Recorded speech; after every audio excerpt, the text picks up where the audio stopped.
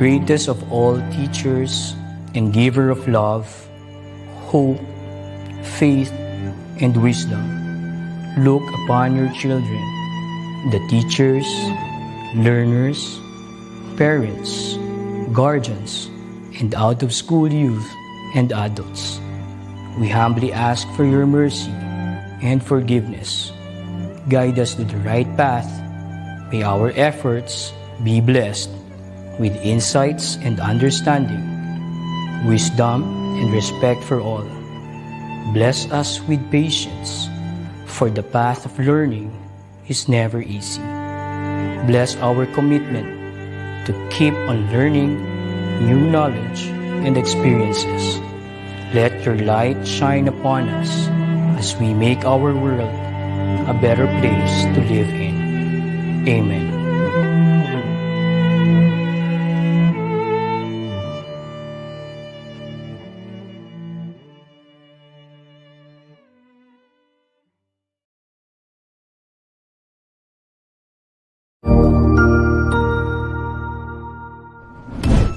Cognizant to the needs of our learners, parents, and teachers, the Department of Education provided us with powerful tools for productivity that will allow us to foster critical thinking skills, problem-solving skills, communication and collaboration skills to be compassionate, responsible global citizens. Join us and discover new ideas in our series of professional development training program with the ICTS EdTech Unit and Microsoft Education Philippines. Together, we will equip our learners and empower our fellow educators for a dynamic future.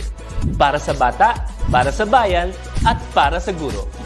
Sulong Edukalidad.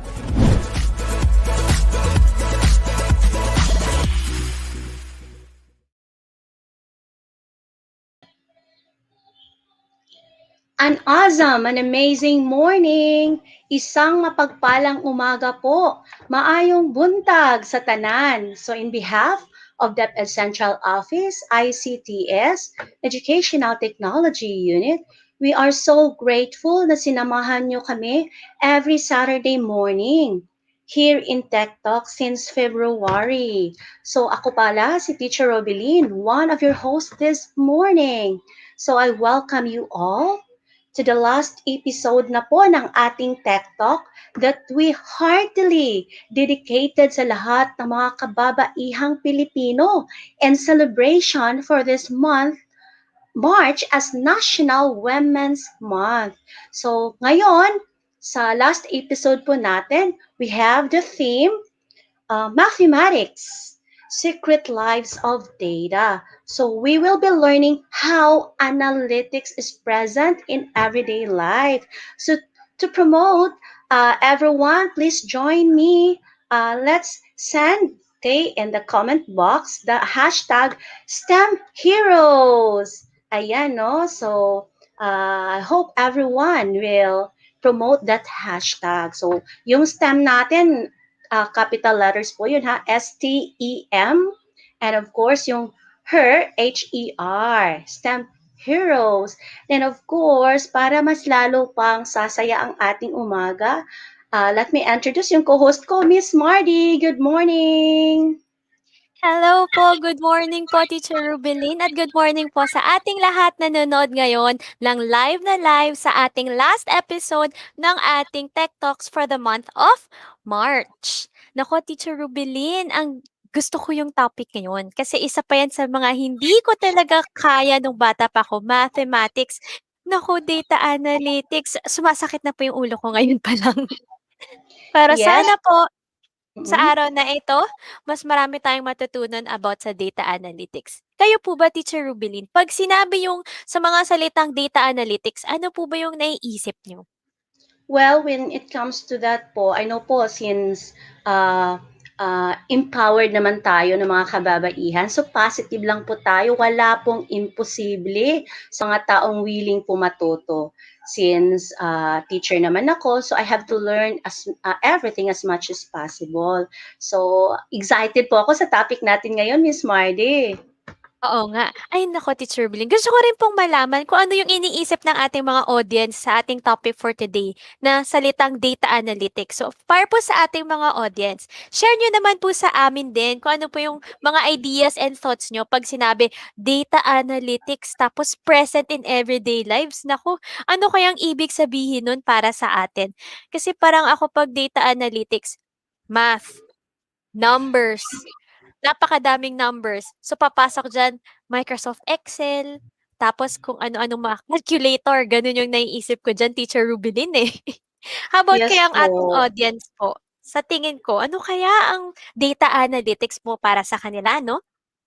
I know po marami din po silang mga, iniisip 'no, pero alam ko naman po, excited din sila sa topic natin ngayon, Teacher Mardy. Ayan Ay, no. may So nakita ako dito mhm, sa chat box, i-share ko lang. Sabi niya, yes. "Analyzing of raw data."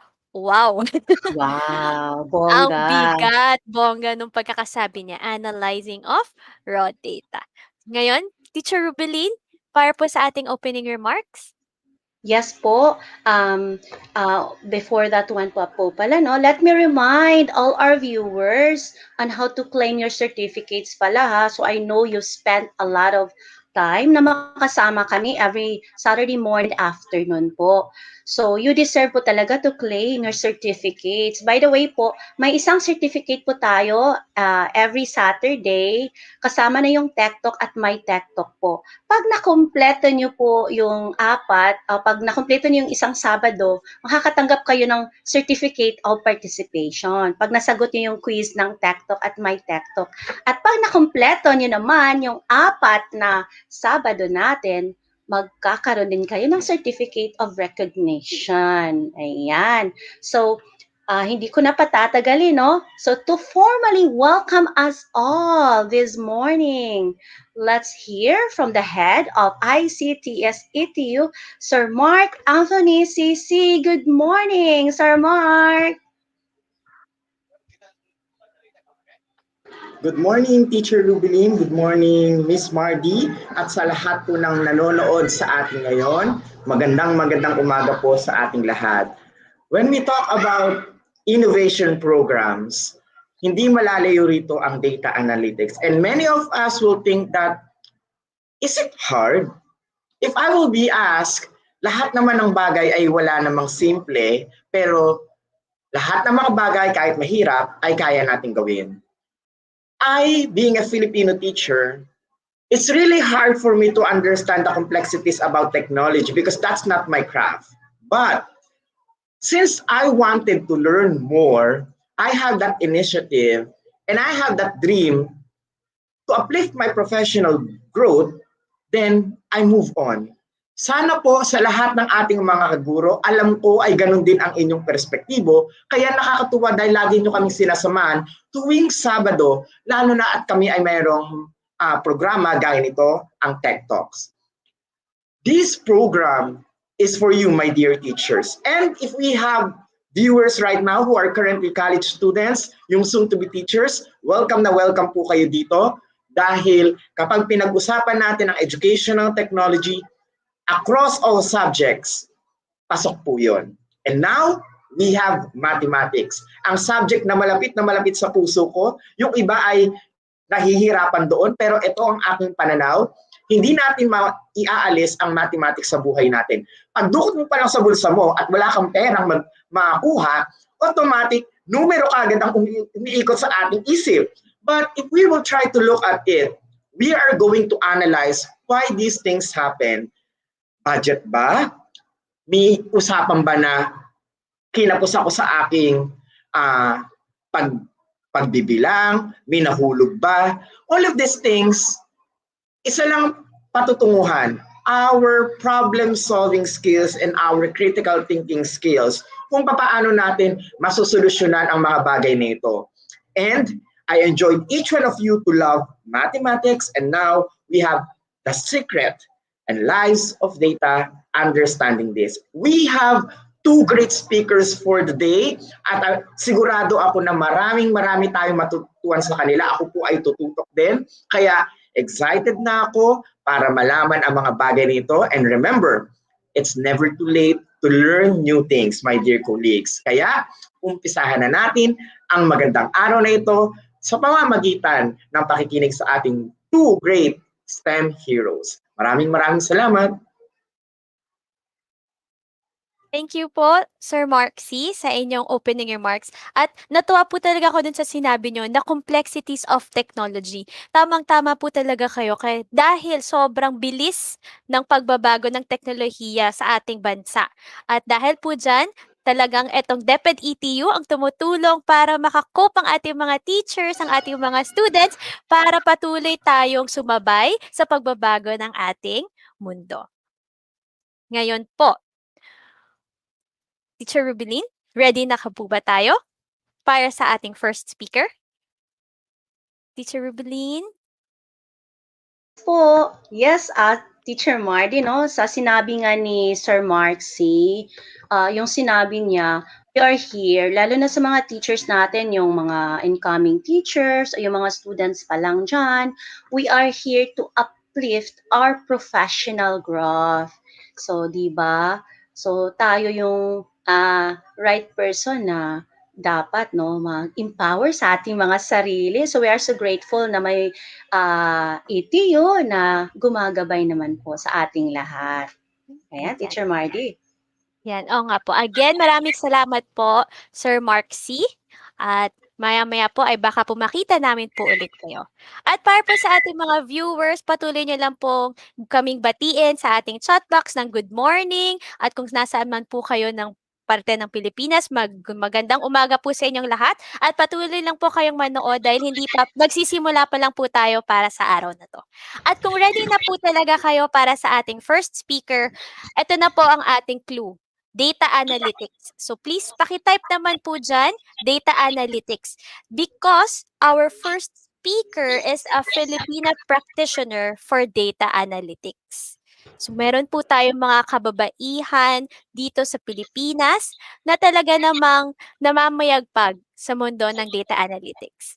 Siya po ay ang President or Managing Director, Data of Solvento Philippines Inc. Corporated. She has over 25 years of experience in designing and implementing business intelligence, data warehousing, data management, and data platform solutions in the Philippines and abroad, working with various leading technologies and with specialization in the telecommunications or media, utility, logistics and transport, financial services, retail, manufacturing, and other industries with large data. She is a pioneer in the Philippines for this practice area and is consulted by C-level executives for their programs. She combines experience with innovative thinking and leads the team composed of highly experienced specialists. Hindi ko na po patatagalin pa. Let's all welcome Miss Anna Marisi at bigyan po natin siya ng virtual palakpakan. Miss Anna, please.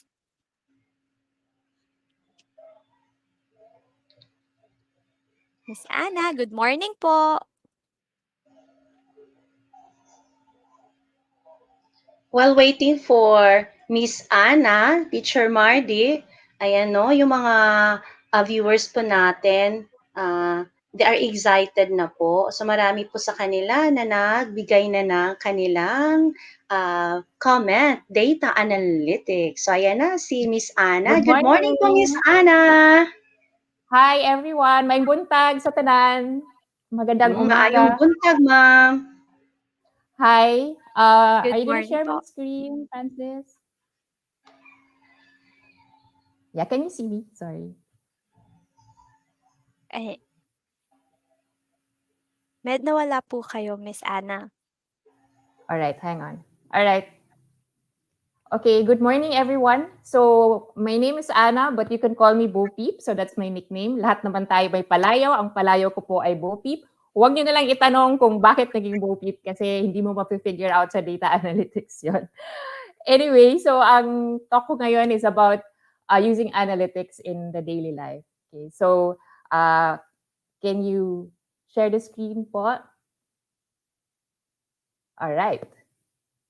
Okay, so on my next slide, I will show you introduce who I am. No? So just briefly about me. I'm from Cagayan de Oro. So hindi ko alam kung may mga taga Cagayan ba dyan. Shout out sa mga taga Cagayan or sa mga taga Mindanao. Alright, so I grew up in Cagayan de Oro. Doon po ako nag-aral ng grade school hanggang high school. And I took up management engineering. So that is the ME below in Ateneo de Manila. And my career, as mentioned earlier, has been mga 25 years no, in IT consulting. And I have 2 daughters. So medyo women abound in my family. And I am also an entrepreneur. So Solvento is my first baby, actually. So I set up Solvento when I was pregnant with my eldest. And so I've been in the business for 15 years now. So it's really nurturing talents in IT. And I will be talking about that in the next few slides.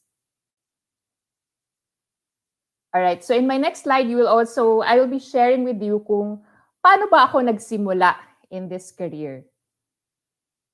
So, actually, it took a while bago ko ma-realize kung ano ba talaga yung naging journey ko. And I started, hindi ko naman talaga sinabi to my mom na gusto ko mag-math. No? Hindi naman ganun lagi yung simula.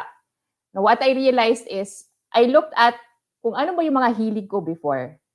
And I realized na a lot of the toys, I wasn't really playing with dolls when I was a kid. It was really, itong mga nandito sa left side, no? Very spatial training type. So yung interest ko was always with blocks na nag-evolve to Boggle, to Scrabble.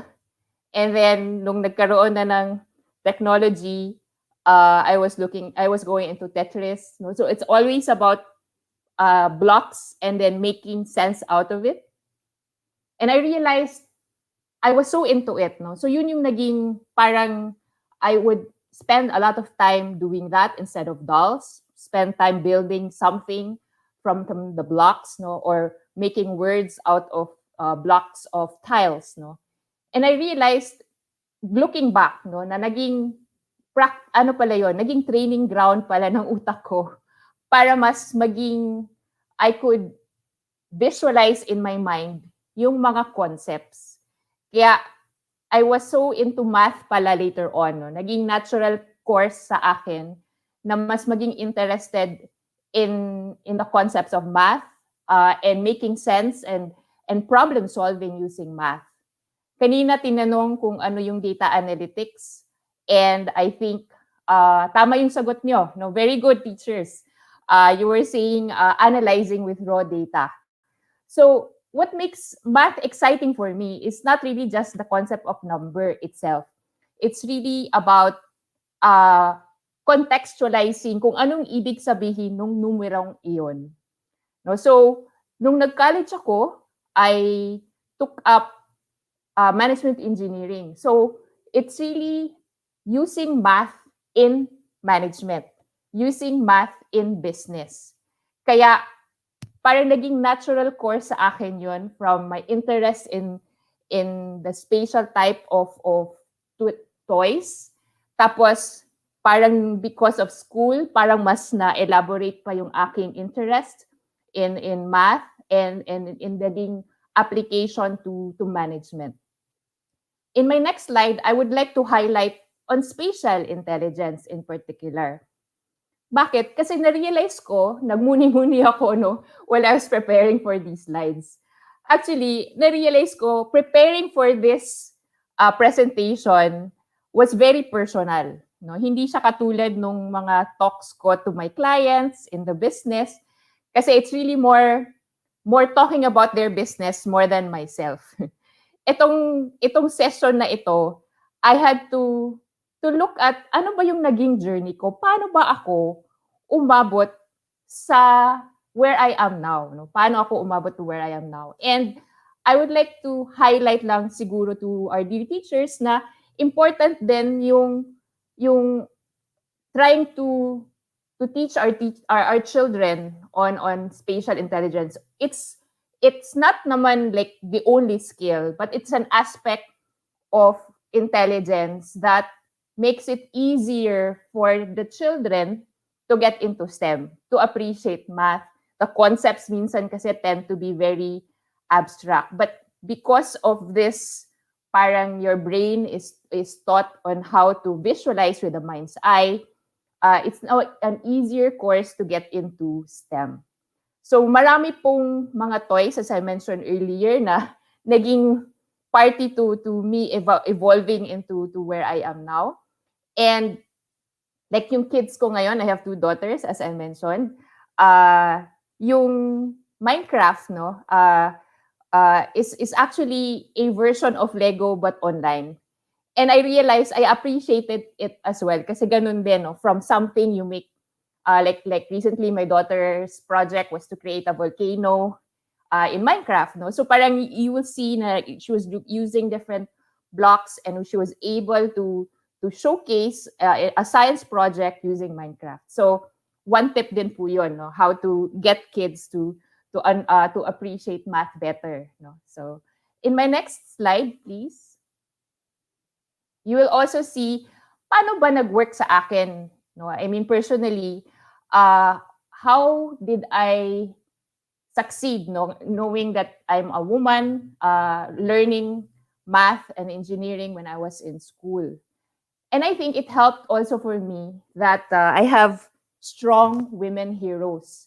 When I say strong women heroes, these are heroes na hindi malayo from me. So these are yung parents ko, yung sister ko, and they are strong women, meaning they encourage me to achieve what I want to do, no? And actually, it wasn't really me being forced into math or forced into management engineering.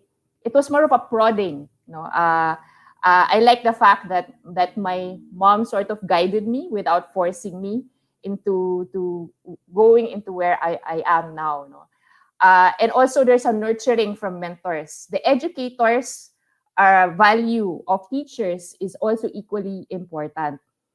It's not just teaching, but also educating. Yung nurture mo na matututo talaga yung ating mga estudyante. And there are different ways nga to do that, especially for math, no? Lalo na ngayon, there are a lot more materials readily available.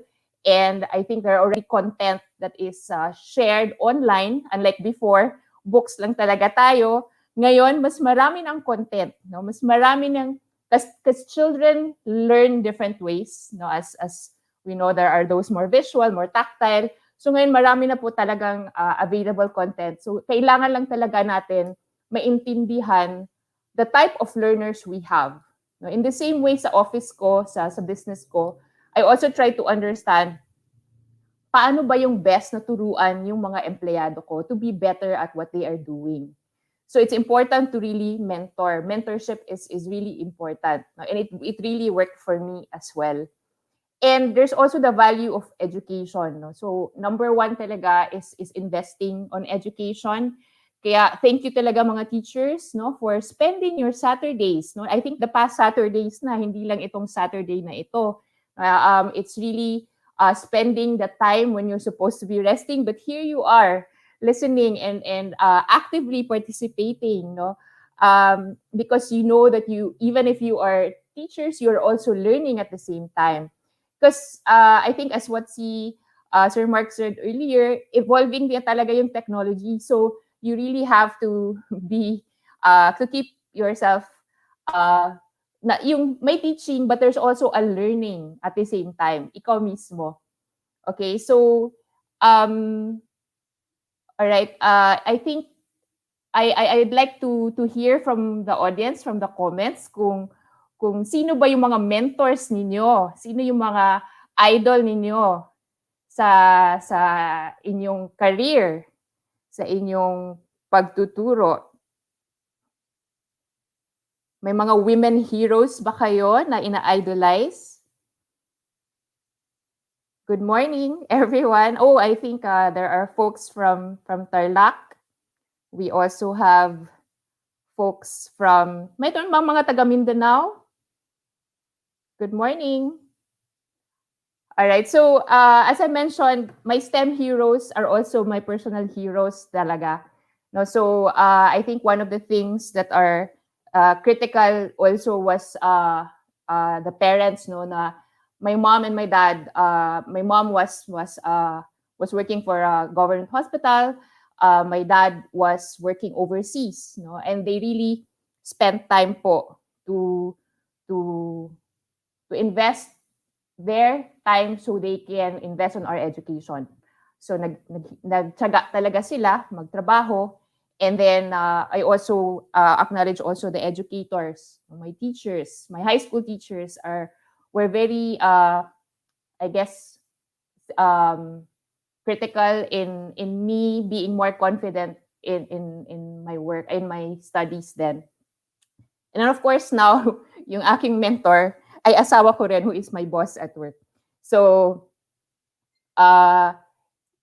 kumbaga, these are the heroes that I am showing here are very personal to me. So, hindi sila necessary yung mga heroes natin are malayo, no? So, even for our kids, it would actually be, ayun, no? So, I think si Miss Janice is saying, yung heroes niya, yung mother at sister niya. So, ganun po. The people around us really influence how we become, no? So, kudos to our families. And at the same time, now that we are, like me, I'm a parent myself, no? So, there's really that conscious effort of how to become how my parents were for me. Okay, so on my next slide, you will see now, itong aking baby. This is my first baby, which is Solvento. So Solvento Philippines, na-start ko po ito, I think, 3 months before I gave birth to my eldest child. Kaya mas panganay ko po ito. Solvento in Spanish means to solve. So I was really in the consulting business, a consulting career, even after college. No, so and what really I really enjoyed about it was because it was taking advantage of data, no, leveraging on data, making sense of data to be able to improve ng performance ng mga clients, no, in terms of leveraging on their own data. So that's why kanina when I was introduced, parang mga different industries po kasi marami pong data na nakaka-capture. And nowadays, syempre sa maraming businesses, branches, customers, gusto mo ngayong i-determine how do I serve my customers better, 'di ba? So kailangan ngayon maintindihan ng mga kliyente namin paano gagamitin yung data. And it's really about math, no, using math in order to do an aggregation of how was my business last year, how was my business yesterday. Pero like all data, hindi rin po lahat ng data kukunin mo lang at i-process, 'di ba? Maraming fake news, 'di ba? Marami tayong nakikita ng mga data ngayon all over, and we need to also read through and determine ano ba talaga ang katotohanan. Kaya yung ginagawa po namin is really using tools with from Microsoft that would help solve problems of our clients. So what we do for them, ginakuha namin yung tinutulungan namin sila to get their data, okay? And then ipaprocess po namin yon using technologies such as Microsoft on Azure, on Office 365, on Power BI, and then we also would use that for our clients to determine ano yung mga next best decisions nila.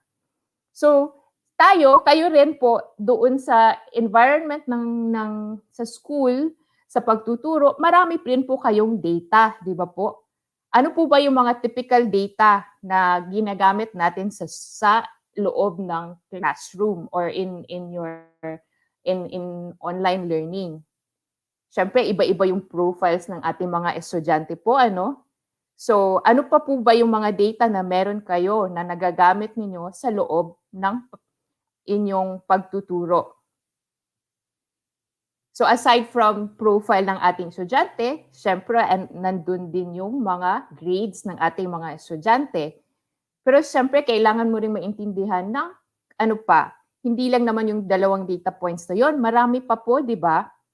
Ano pa po ba yung mga meron kayong information na pwede nyong gamitin sa pag-analyze kung paano ninyo better maturuan yung ating mga estudyante, ano yung mga content na kailangan natin i-improve kasi nahihirapan sila.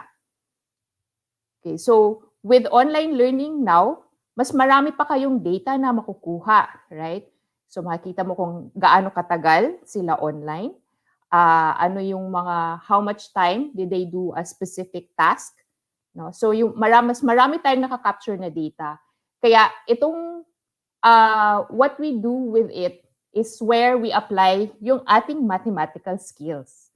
Diba? So, kaya important yung mga natutunan ng mga estudyante sa math sa classroom kasi it's now problem solving using data.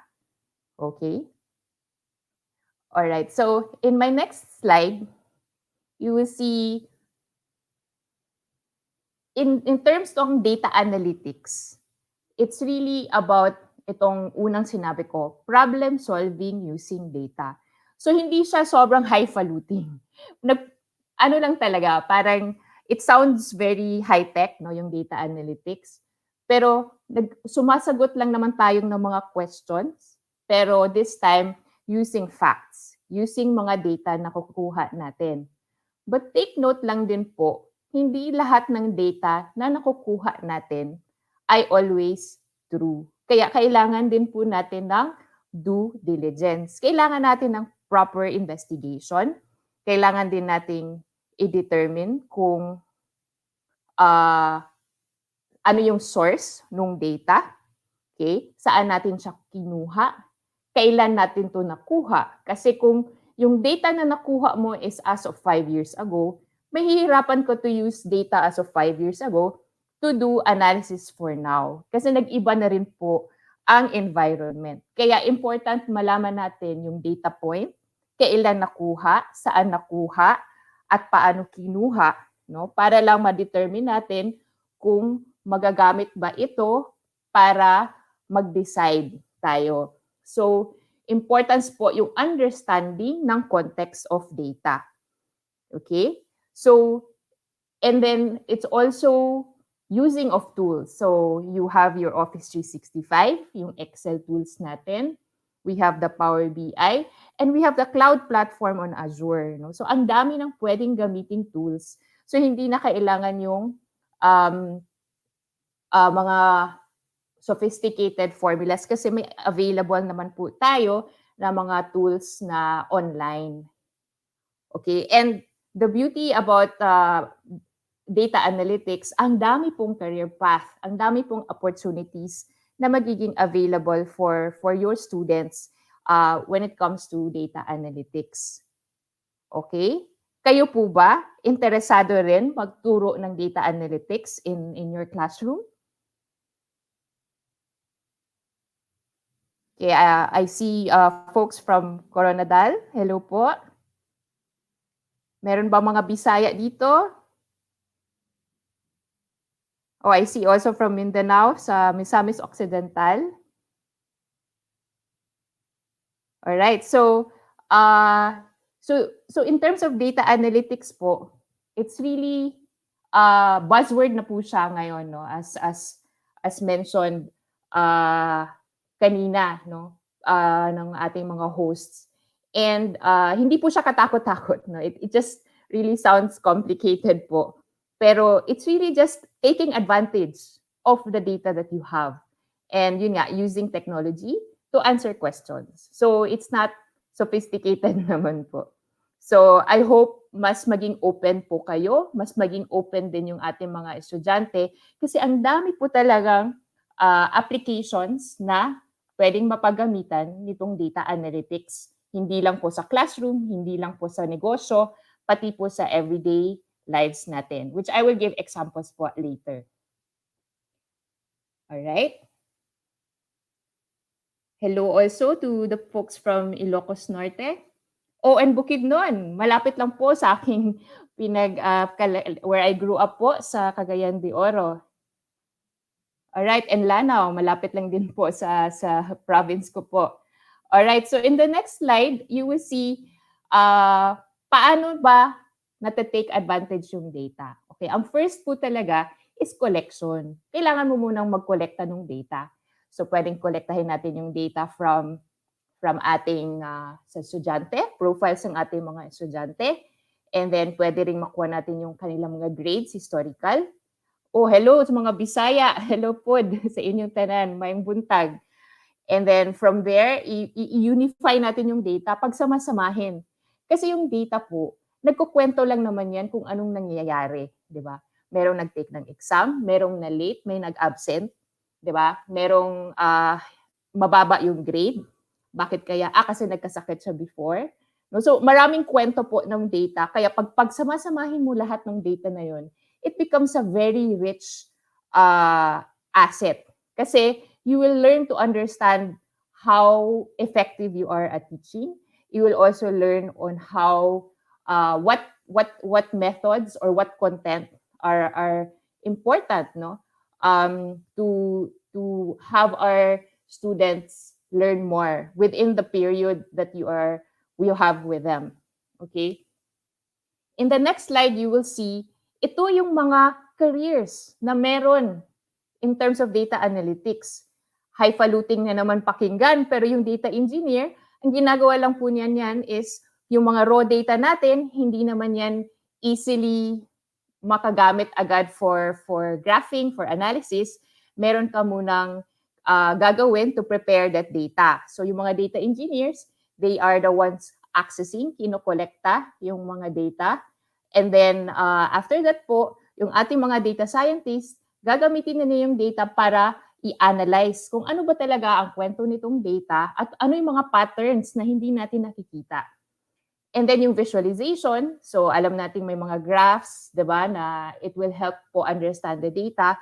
That is where visualization designers come in. And yung mga tools like Power BI, yun po yung makakatulong din to showcase the data para you don't have to swim through the many records, no, that you will see. And then we have the data analyst, data modeler. These are other careers, no. So what I just want to highlight here is that marami po talagang careers na exciting. So hindi naman po yung math is very restrictive, no. It's actually very visible in all aspects of work already kasi it's about performance o pag-analyze ng negosyo, pag-analyze kung paano mag-decide, no, sa ating day-to-day and even in the business. Okay. So going lang po sa example in the school, no, in the context of how you can apply analytics in what you do as teachers. Sa next slide, mapapakita ko po yung mga samples lang po of what you can collect na data. Next slide, please. What you can do with it. So makikita natin yung mga data na meron kayo would be on the student profile, student performance, teaching method, even the teacher profiles, the discipline, the behavior, and the student mindset.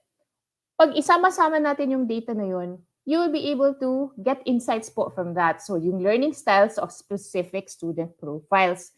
So, syempre yung attention ng isang teacher is limitado lang. So, kailangan mo ngayon i-determine ilang profiles ba ng estudyante meron ako para I can now put together a curriculum that can address the different profiles and then to improve the learning process, no, and assess the performance of students. Kasi educators po tayo, di ba? So in my own field of work, I also do education for my own team. No? I'm not really officially a teacher, but in the same way, I nurture the talents of my people. And really so they can do data processing and analytics for their own work or for their own lives as well. Okay, sa susunod po is just an example ng Power BI po na meron si Microsoft sa next slide. And then you will see po dito na yung data na pwede mong kolektahin ay pwede mo siyang ma-visualize, no?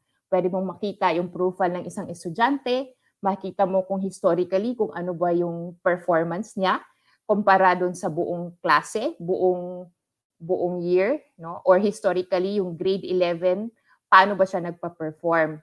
para ma-determine natin kung ano yung pwedeng learning path na pwedeng niyang i-follow. No? So marami po talaga tayong pwedeng magamit when it comes to, sa loob pa lang to ng classroom. But in day-to-day life, which is really analytics in everyday life, magagamit din po natin yan. No? So as you know, every day may statistics po na pinapakita sa atin. No? Tinitingnan niyo po ba yon, yung mga COVID statistics? Alright, so it's really parang the skill that would be critical for a data analyst is really yung inquisitive nature. Okay, what does this number mean? Okay, when you see the statistics now for COVID, makikita mo kung sa araw na to 9,000 na, 'di ba? So gusto mo ngayong alamin kung ano ba yung trend, no? So titingnan mo ngayon yung historical trending, tumataas ba talaga? Are we improving? Yung mga initiatives ba ng government natin is helping out? Makikita mo rin yung effectivity ng mga countries na nagpa-vaccinate na. Makikita mo ba kung downward trend na? So it's really about trying to be diligent and understand the data better. Hindi lang nakita mo yung stat tapos yun na yun, no? It's, as I said earlier, important po yung context ng data. Saan galing, kanino galing, the timing, and also trying to understand how this data point affects the business or your decision.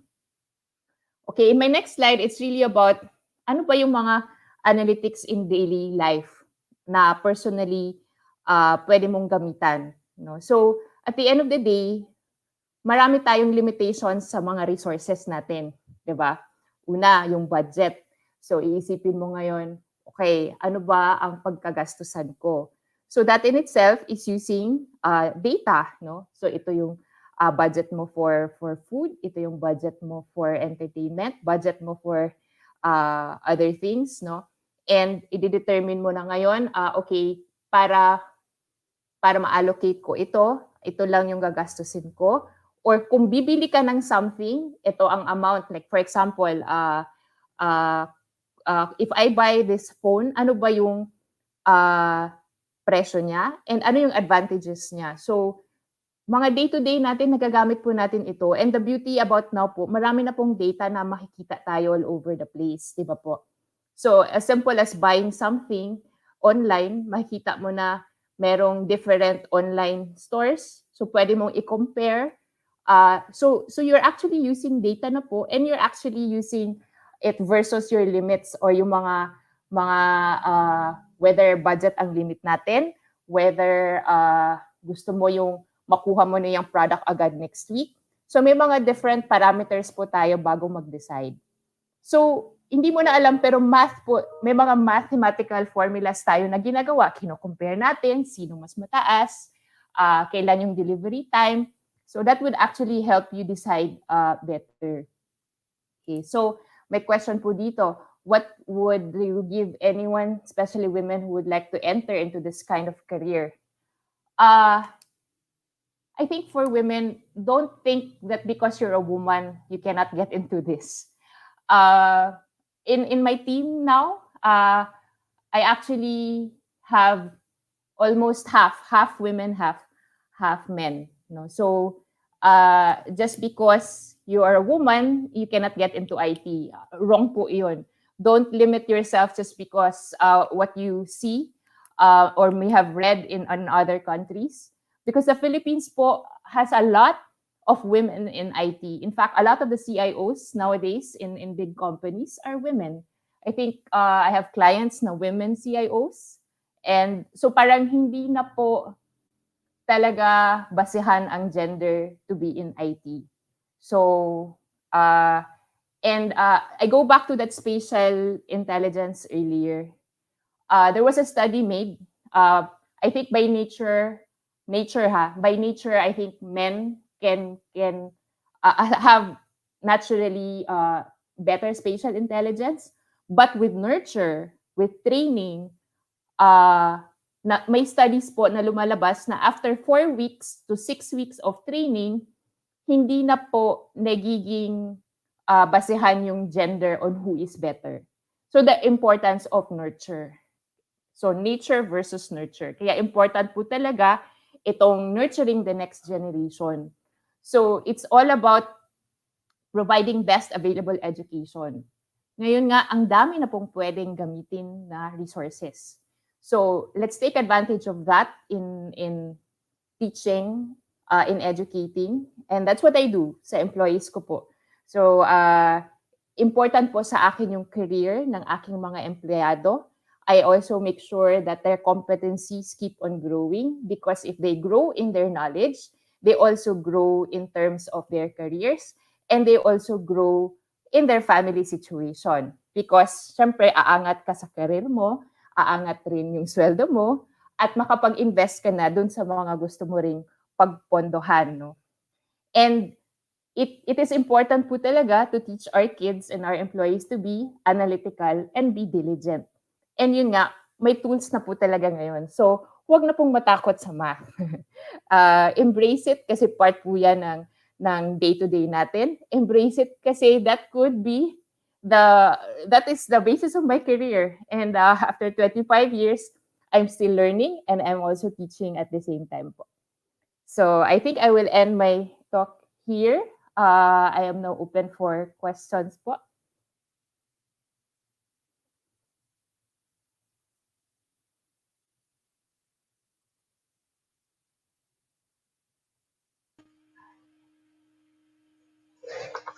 Well, thank you so much po sa ating speaker, no? Ms. Yes. Bobit. We are so grateful po na na-share niyo talaga, lalo na yung analytics in daily life.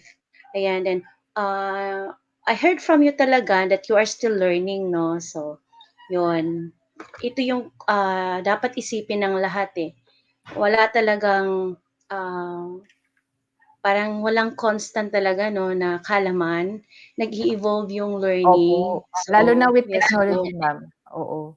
Exactly po. So I know po, ngayon, successful na po kayo lalo na po sa company ninyo. But can you, tell us po what were your challenges before, especially nung sinimulan niyo pa yung itayo yung, company niyo po?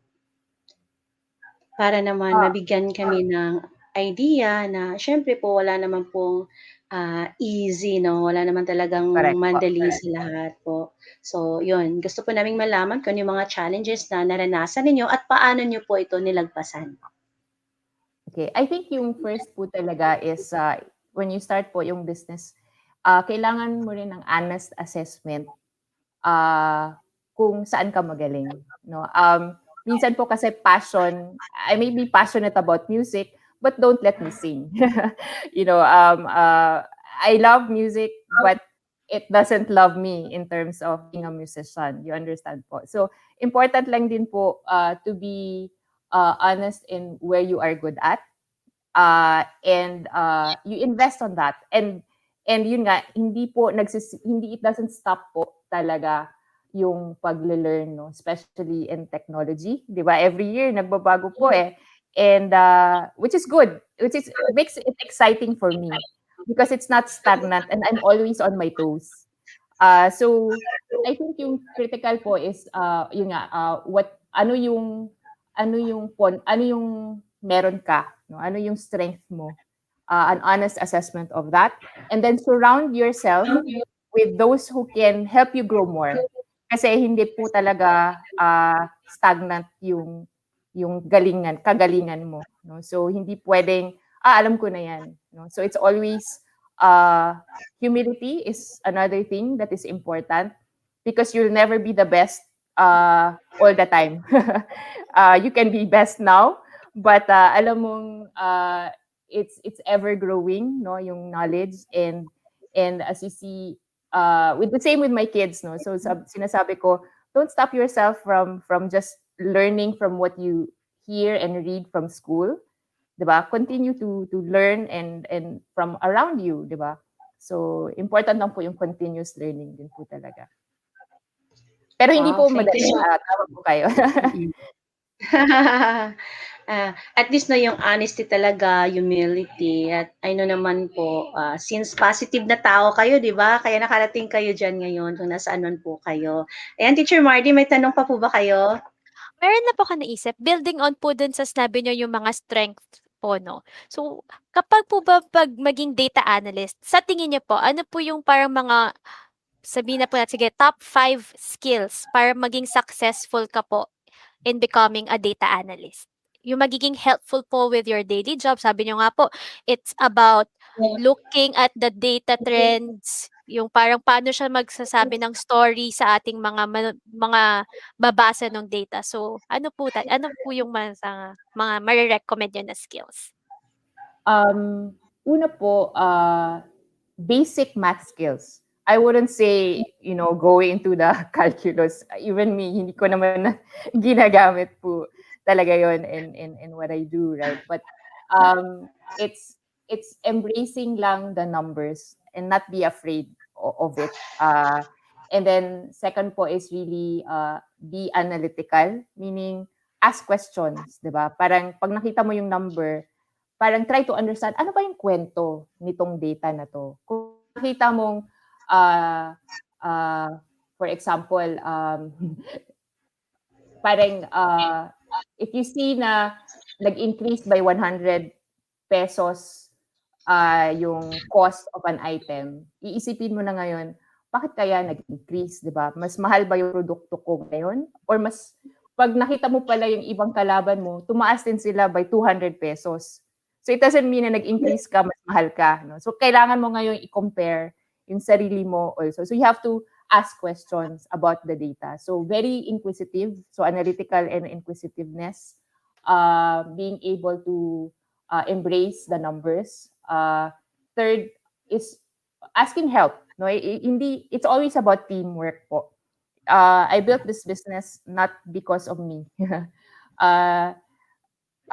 Sorry, I just have a hard time with my camera. That's why I couldn't open it. Sorry. So I'll just continue lang. So, it's all about teamwork po. So, yung mga listahan ko ng jobs kanina po that I showed earlier, hindi po yun one-man team. No? So, may mga project managers, meron pa ring role ang analyst, meron pa ring role ang tech. So, it's all about teamwork po. So, ask help. It's never just about you and you solving the problems of this world. Okay. Number 4 is learning tools. No? So, the beauty about tools po now is it's very accessible and affordable and free. No, I think Microsoft is opening its technologies to teachers, to DepEd. No, so take advantage of that. Don't wait for college to understand to do these things. No, as an Excel, you can just get data or put it in an Excel spreadsheet, do a pivot table, and it will already tell you a story po talaga of what's happening. Whether it's in your classroom, at your home, sino yung magastos, ano mga websites yung ina-access ng mga kids nyo, gaano katagal sila online. I mean, meron yan po, makakuha natin yan. Sa cellphone natin, may data rin po. Ilang steps na ba ginawa ko today? Dapat ba, ano yung target? So the next item din po is establishing a goal. Kasi it's not just about data lang naman and analyzing what happened yesterday, di ba? Important po to also put a goal. Kung gusto mo mag-lose ng weight, hindi naman yan mangyayari without effort, di ba po? So, either gagawa ka ng steps, kung 10,000 steps, bumababa yung aking weight ba? Kung kumakain ako ng 5 pandesal, anong epekto sa weight ko the following day? So, alam mo yan, marami naman po tayong, so, I think those 5 items would be things that I would so hindi naman po siya mahirap gawin. It's really just being open to embracing math and data to solve the problems at home, to solve the problems, even ways, di ba po? It gives you information, options, right? So maganda na kasi ngayon po kasi ang daming tools. Kaya take advantage. No? So ang dami pong career na pwedeng gawin ng mga estudyante nyo. No? Lalo na, I think we have grade 7 to 12, no? Mga teachers po ngayon. So, what I love lang po about data analytics, hindi kasi siya pure math. Hindi rin siya pure business. Kombinasyon po siya. 'Di ba po? So that's why I've stuck through this because I just love that concept of understanding what the data tells me and what my clients can do with that data. Yes. Ayan. Ayan, ano. So, sa akin po, Miss Mardy, no, parang naliwanagan ako na when it comes to data analysis pala, it's when we take any decision in our day-to-day life. Diba? Kailangan yun eh. By thinking, for example, what happened last time and what will happen by choosing what particular decision. Just for example, di ba, like sa mga taong businessman, like if you're doing a business, if it's not growing, then you have to look back and acknowledge our mistakes, our shortcomings, and make a plan again without repeating those mistakes. Parang ganun, no? And Correct even po. if your business is growing, then you have to look forward to making the business to grow more. O yung paano ba natin mas mapalalago pa kung nasaan man tayo ngayon. So, importante pala talaga yung data analysis talaga. Thank you for that po sa napakaganda po naming speaker. Yeah, Bisaya din po ako, ma'am. Taga Mindanao. Hello. Hello sa Tsaka mga Teacher Bisaya. Rubilin, hindi lang po tayo nakaka-appreciate. Sabi nga po ng isang ating viewer dito, thank you daw po, Miss Anna Marie, for sharing generously your knowledge and insightful words of wisdom. Sa alamat kaayo, madam. So, hindi lang po talaga kami ang na-inspire, pero lahat po ng nanonood ngayon ng live sa ating session to this morning. At saka ako naman po, personally, Miss Anna Marie, yung sa senior niyo po kanina na about importance of teaching our children on spatial intelligence, yun pa talaga yung talagang na parang tumatak sa puso ko. Kasi personally po, isa po talaga akong preschool teacher. So, isa po yan sa mga tinatry talaga naming ituro din at a very young age. So, maraming salamat po dahil talagang naalala ko yung mga lessons na tinuturo ko sa aking mga students. Oo, ma'am. Yes. That goes a long way po. Really goes a long way. It went a long way for me. Kaya Yes. nakaka-encourage po talaga at nakakataba ng puso. Kasi parang nandun po yung acknowledgement na talagang mahalaga po talaga na mag-start yung mga gantong exposure sa kanilang early childhood days. Ayan. So maraming maraming salamat po talaga, Miss Anna Marisi. You're Ayan, welcome. thank you po, Miss May Anna buntag, Marie. everyone. Hey! So ngayon, Miss Mardy, may Mentimeter tayo, no? Yes. Yes. We will welcome all the personal insights po ng ating mga viewers. So, ngayon po, pakitype po in any browser that you're having now, pakitype po ng menti.com. Alright? Yung Mentimeter po natin ngayon, it's about mathematics for women. So, yung code po natin sa Mentimeter po is 3105. So, in a while, maka-flash po yan sa screen natin. Ayan po, again, you can go to menti.com, pakitype dyan. Okay, menti.com. Then, yung code naman po will be, ayan, so, tutulungan tayo ni Miss Mardy mamaya sa pag-recognize po ng mga sagot ninyo. Yes Alright, po. so, yung At code po is 3105. Alright. 31052833. So kulang pa po yan. Sorry po. Sorry, okay. Again, sorry po. Anyway, magpa-flash yan sa screen eh. So, the Opo. code is, pakisabi po, Miss Mardy, ano yung code? 31052833. Ayan po ang ating code para sa ating Mentimeter for today. Ayan. Yeah, so the code is, okay, let's Yan. wait for a while para makita yung code. Ayan. Ayan na. So, yung code, 31052833. Yes Yan. po. Ayan, may nakita na Ayan. ako mga sumagot. Wow! Yes, my one respondent na tayo, no? Women are also influential figures in the field of math. Oo Then, may naman. dalawa na dito, Miss Mardy, na sumagot na women are changing the world through data analytics. Gusto ko tong Yan. wala pang pumipili dun sa last natin na it is difficult for women to have an impact in data analytics. Teacher Rubilin. Mhm. So talagang Yeah. na-inspire sila kay Miss Anna Marie C. Na very positive ang tingin nila ngayon. Yes Na po. kahit Ang gusto ko din po sa speaker natin kasi she's very humble, 'di ba? Yun, it's not about her alone, pero yung especially yung pamilya niya, yung mga wonder women ng buhay niya, 'di ba? So lahat talaga nag-uumpisa sa bahay, Miss Mardy. Ayan 'no, totoo and po yan. mm, Naka-relate nga po ang ating mga viewers kanina. Nung nagtanong si Ma'am Anna Marie kung ano po yung mga kung sino po yung mga heroes nila, ang dami kong nabasa. Sabi, my mother, my sisters, yan daw po ang kanilang mga heroes. Tapos ang kanilang family. So 'di ba talagang na ano rin sila, naka-relate sila ng sobra kay Miss Anna Marie. Then right now po, Teacher Mardy, may isa na pong sumagot na it is difficult for women to have an impact in data analytics. And we recognize naman po. Kasi Ano syempre, we accept opinions here, no? Lahat naman kasi entitled po tayo niyan and we understand. Talaga namang may panahon talaga, no, na parang ang bigat pag sinabing data analytics, no? totoo po. Pero ang maganda po diyan, sabi nga po ni Miss Anna Marie 'di ba, mahirap po man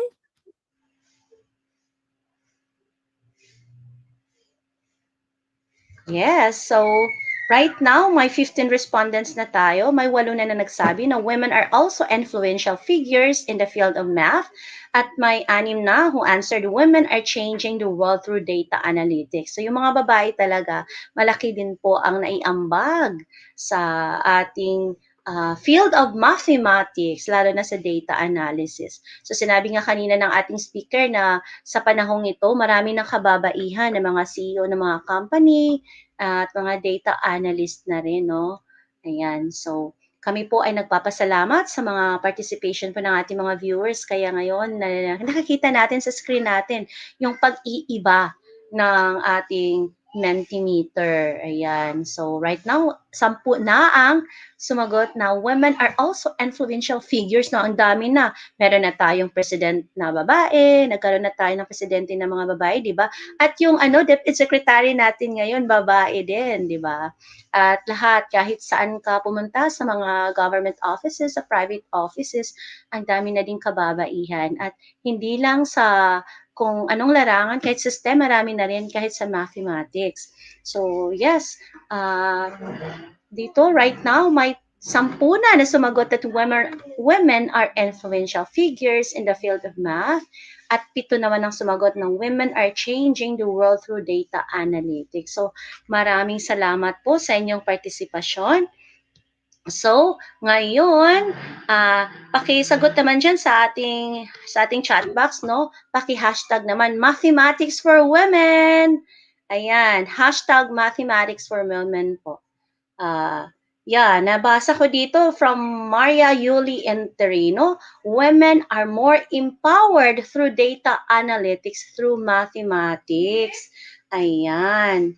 Then meron dito ang dami ng sumagot din sa ating comment box. Thank you so much. Ayan. So, hindi rin po tayo magtatagal lang doon sa segment na yon. Alright? Kasi may susunod pa po tayo. Ayan. Thank you po sa Mentimeter na activity. And we have the next speaker na po. Okay, so para sa ating susunod na speaker, to welcome her, please po pakitype po ng math solver dyan sa comment box. Okay, are you a math solver? O kailangan ba nating maging isang excellent talaga na tao o kailangan ba talagang may posisyon o kailangan ba talaga na napakagaling mo para maging isang math solver? Oh, ayan ha. Again, pakitype po ng math solver. Ayan. Oh, kanina, I let you type mathematics for women. Ang dami po. Ngayon naman, math solver na po. Oh, I know, excited na po ang lahat. Ako din gusto ko maging isang math solver, no? Kasi yung math talaga, laging nandyan yan. daily, kahit saan tayo lumingon, may math po sa ating buhay. Ayan. So, para matunghayan ang ating next speaker, okay, um, hindi na po siya bago sa ating lahat. Yes, mga viewers natin. Kasi for the past weeks, yeah, for the past 3 weeks, she has been sharing with us about Minecraft, about engineering certification, and for sure siguro alam niyo na kung sino ang aking tinutukoy ha. Okay? So without further ado, bigyan po natin muli ng masayang virtual clap si Miss Zarina Dalos. Good morning, Miss Zarina.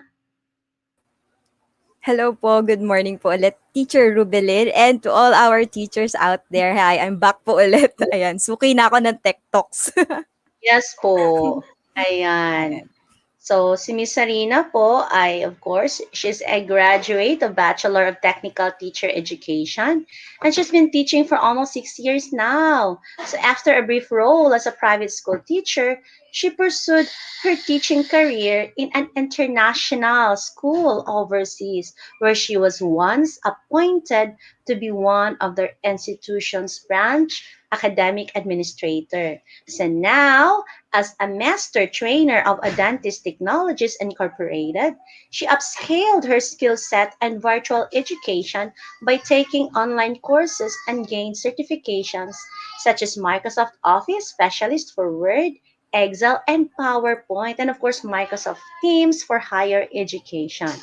Digital citizenship, learning with Microsoft Teams, Microsoft Innovative Educator, Microsoft Innovative Educator Trainer, and a Microsoft Certified Trainer. So now I will give you the floor, Ms. Zarina.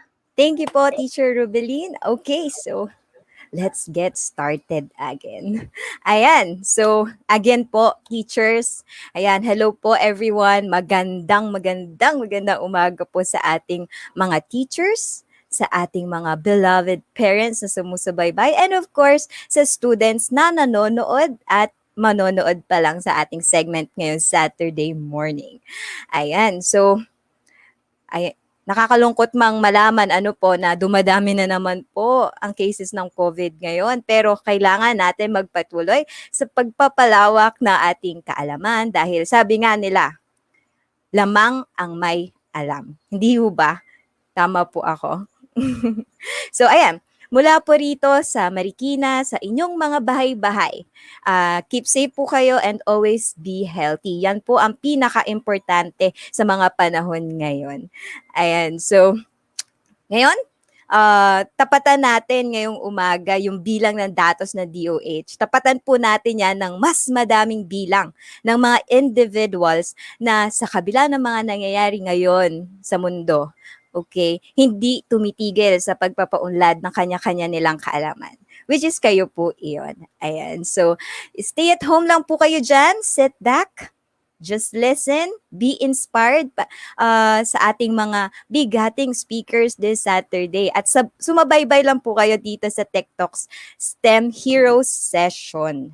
Ayan. So, kanina po, na-mention na ang basic math skills is one of the skills na need nyong skill na makakatulong sa inyo to be a successful, for example, as a successful data analyst. Na-mention nga po ito ni Miss Anna C.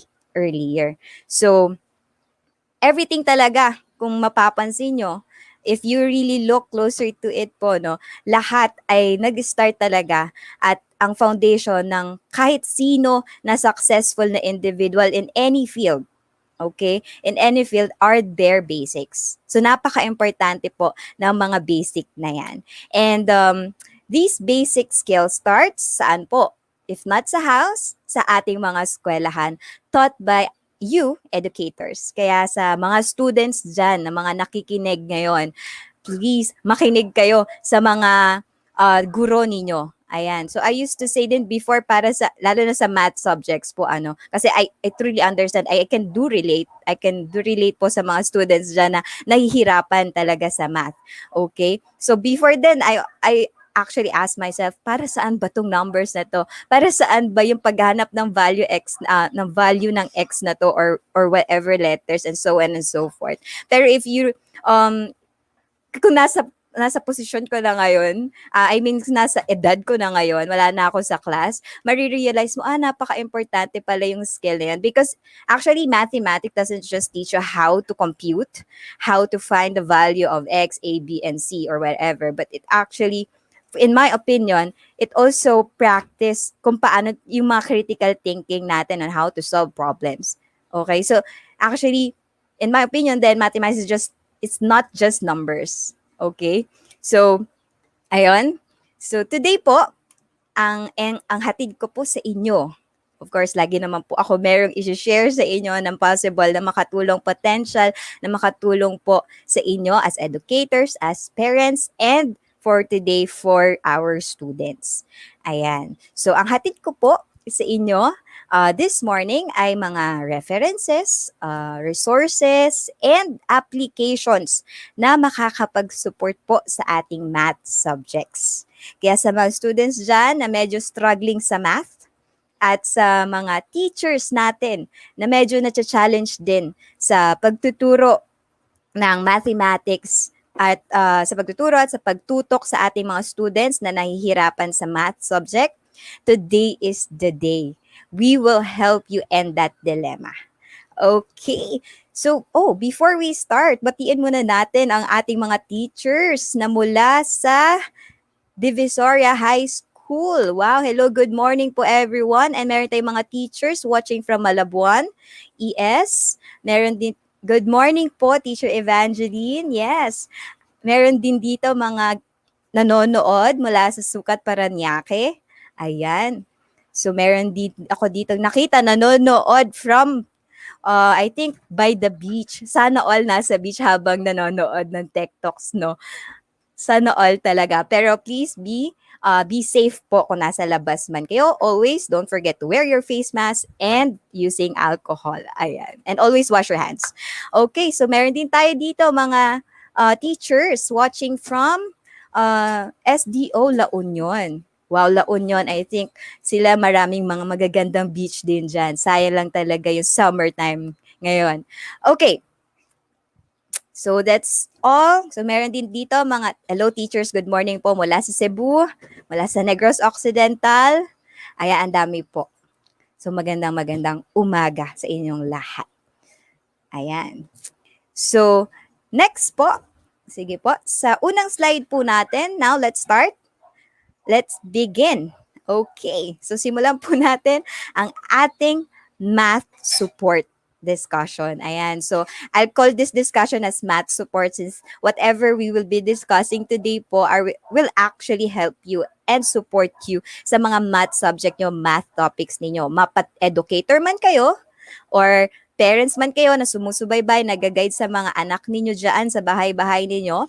And of course, sa mga students dyan. Okay?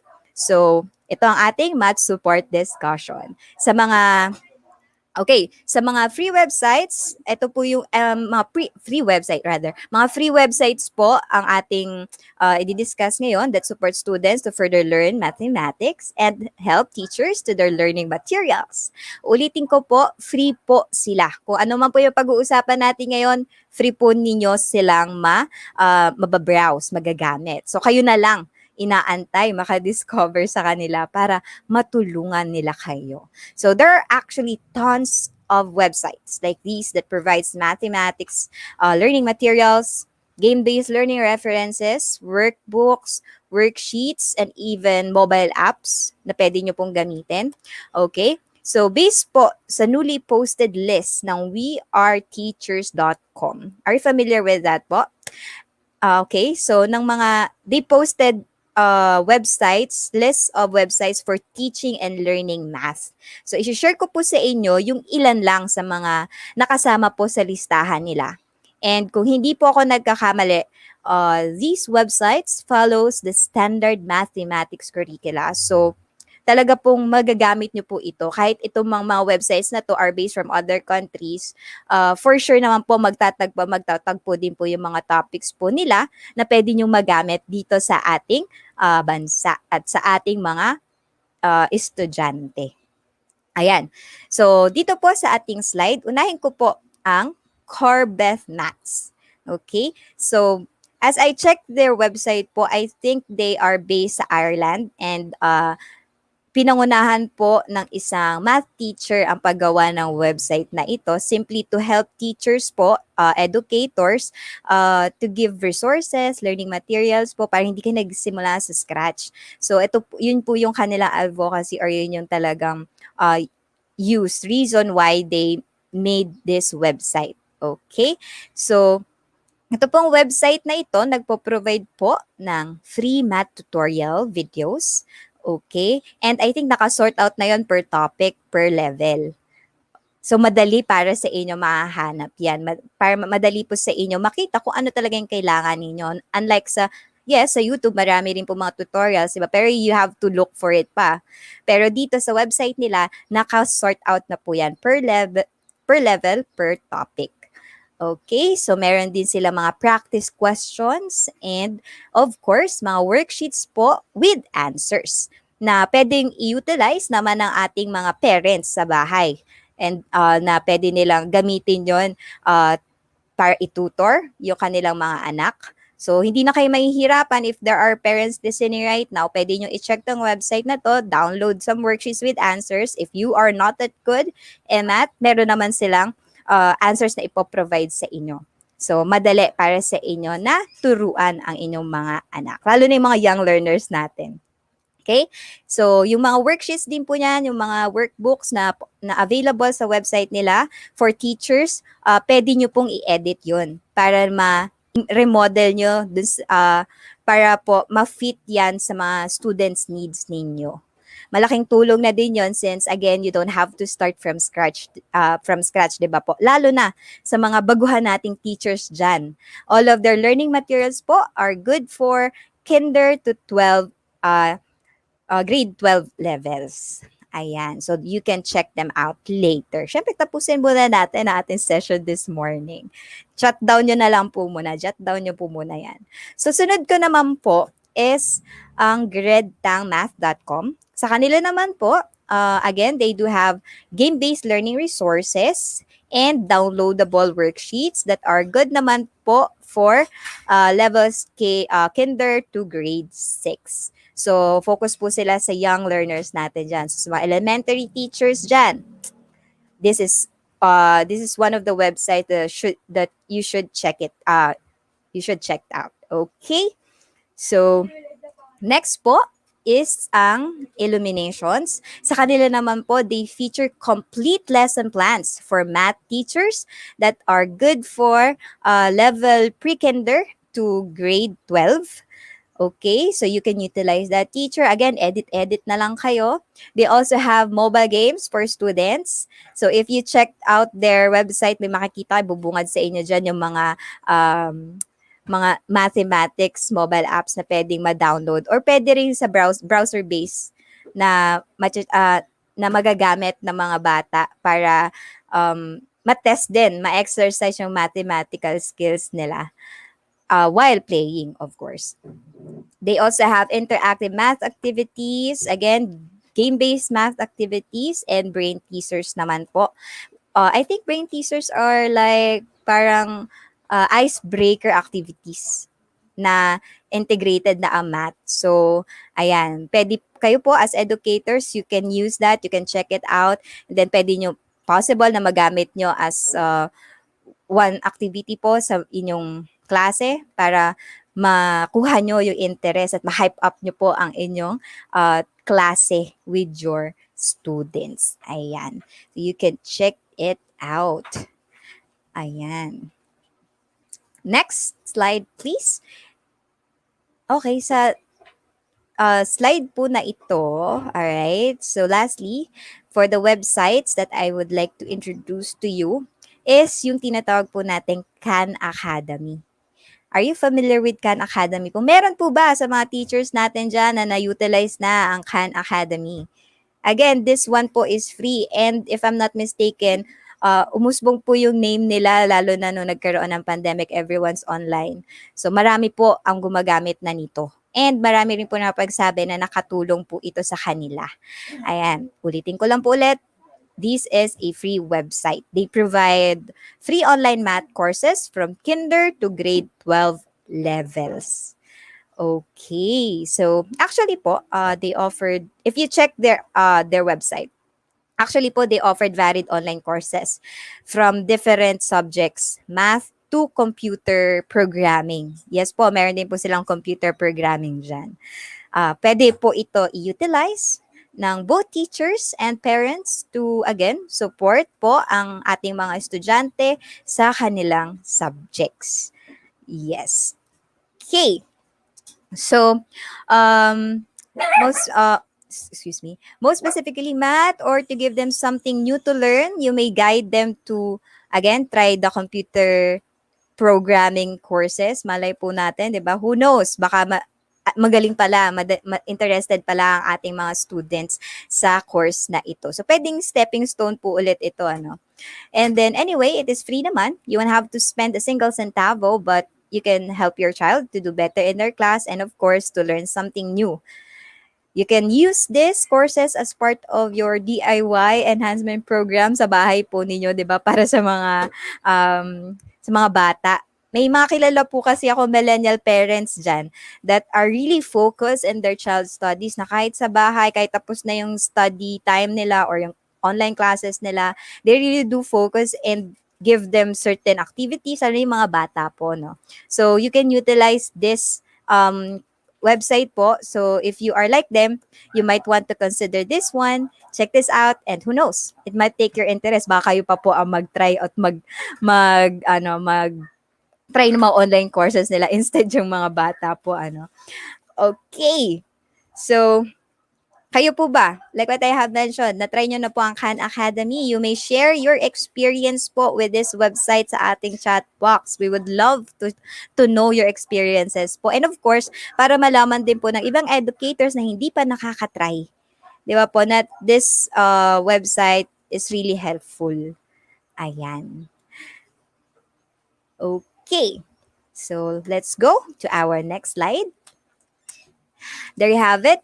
So those are only few of the many websites that provide math support para sa ating mga teachers, again, parents, and students.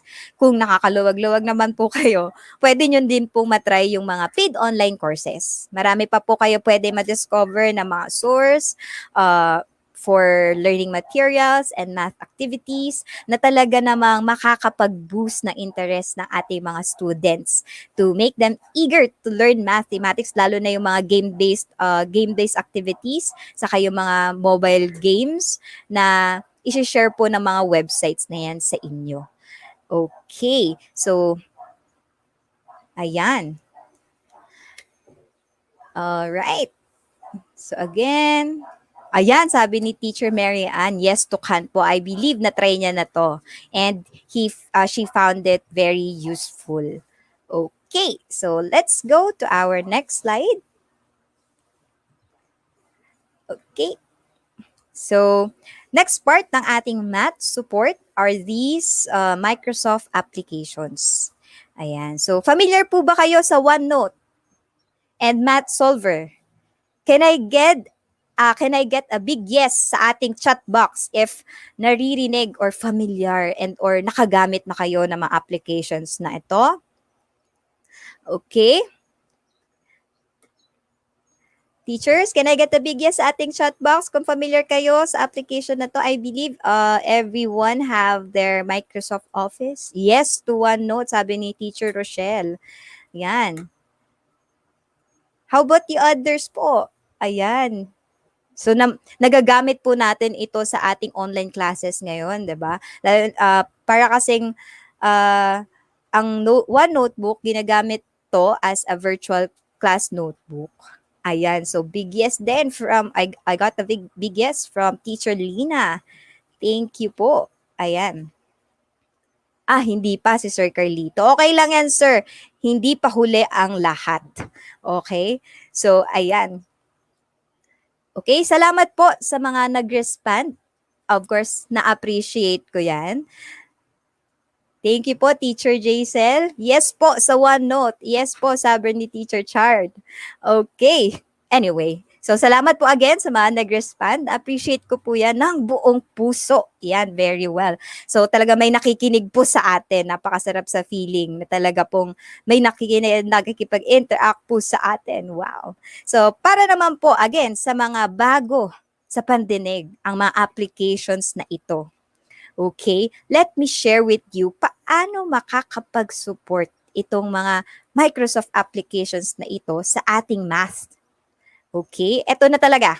Sana marami tayong students na nakikinig ngayon. Magugustuhan nila tong sharing na ito. I promise you. Okay? So dahil ito na ang mga applications na talaga namang makakatulong sa kanila. Lalong-lalo na sa mga students. Lalong-lalo naman sa students na katulad ko before na hirap sa mathematics. Ayan. So let's go to our next slide. Okay. So let's begin with Microsoft OneNote. Teachers, ayan, makinig na po tayo doon sa mga hindi pa nakaka-try ng OneNote. Again, sa karamihan po, ang OneNote ay nagsisilbing virtual notebook ng ating mga students ngayon, where they can, of course, jot down notes, read reading materials given by their teachers, and of course, where they can doodle whenever they get bored. Ayan, marami po kayong pwedeng gawin dyan sa OneNote na yan. But didn't you know, OneNote have a math assistant feature. Next slide po. Okay. Yes po, tama po yung narinig niyo. Meron pong math assistant feature po ang ating OneNote. Okay. It will help your students by giving step-by-step solutions to any math problems. And hindi lang siya nag-generate ng step-by-step solutions. But since we have the immersive reader din po within OneNote, it can also read these step-by-step solutions for our students. Ayan. Para bang may assistant teacher na kayo. 'Di ba, teachers, na kahit nasa asynchronous learning sila, merong nagga-guide dun sa ating mga students. Okay? Sa mga students dyan, i-utilize yan if you have OneNote on your laptops, in your devices. And sa mga teachers naman na nag-worry, paano po ma'am if magbigay kami ng quiz or gusto namin i-test na natutunan na ng mga students yung for example, a certain mathematical problem. Di ba po, iba-iba po kasi yan eh. Correct me if I'm wrong, hindi ko na po natatandaan yung mga math subjects ko before eh. So, it's been a while.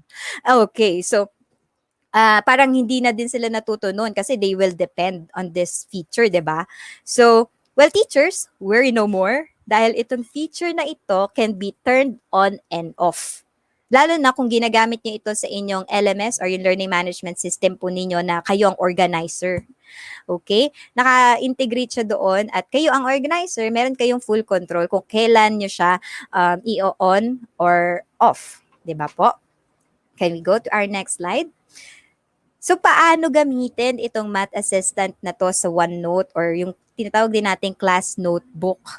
Okay? So, is using po ang inyong draw tab. Dito yung po yung space kung saan tayo nagtatype, kung saan tayo sketch ng mga formulas natin.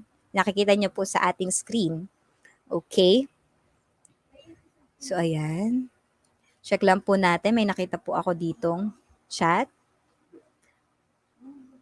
Ayan. So, meron na dito tayong teacher na gagamitin na yung OneNote at willing na malaman kung paano ginagamit yung math solver. So, yan. Marami rin pala tayong mga teachers dito na gumagamit na ng OneNote. Ayan, good morning po sa mga teachers natin dyan sa Zamboanga del Sur.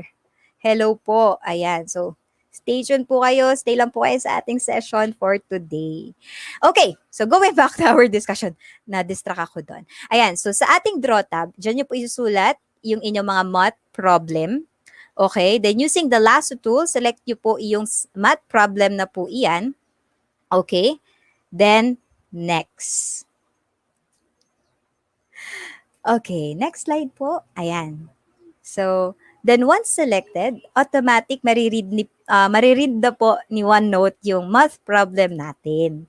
Then, just select these steps, yung nakikita nyo po dyan sa ating screen.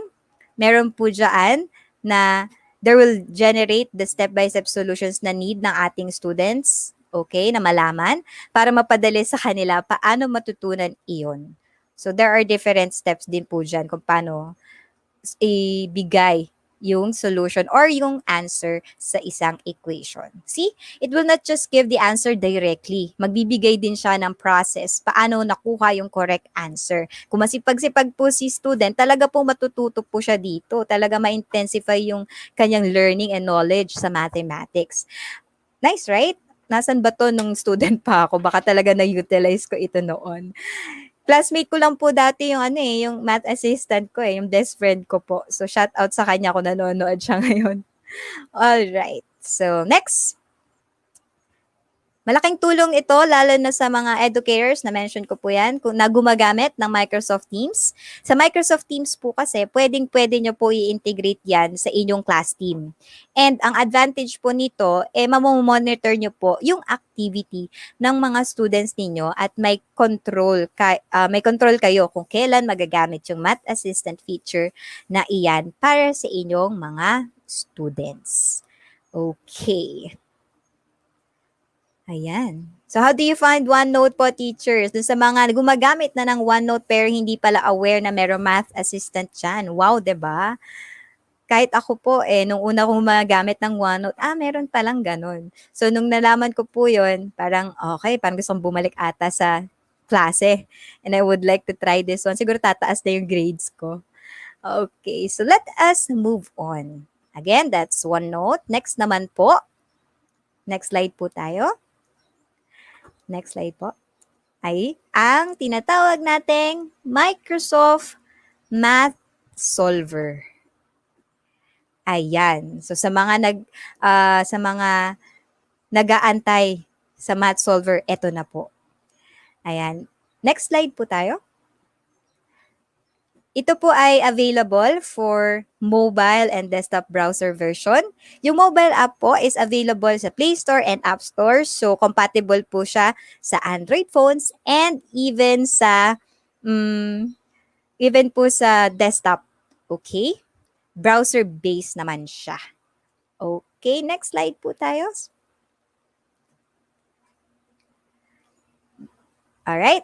So, ito pong mobile app na Math Solver from Microsoft ay talaga namang handy and easy to use. You can just draw your math problem like sa OneNote po natin kanina, or you can scan your math problem written on your notebooks. Then, it will generate, again, your answer with the step-by-step solution on how to get the correct answer sa inyong math problem.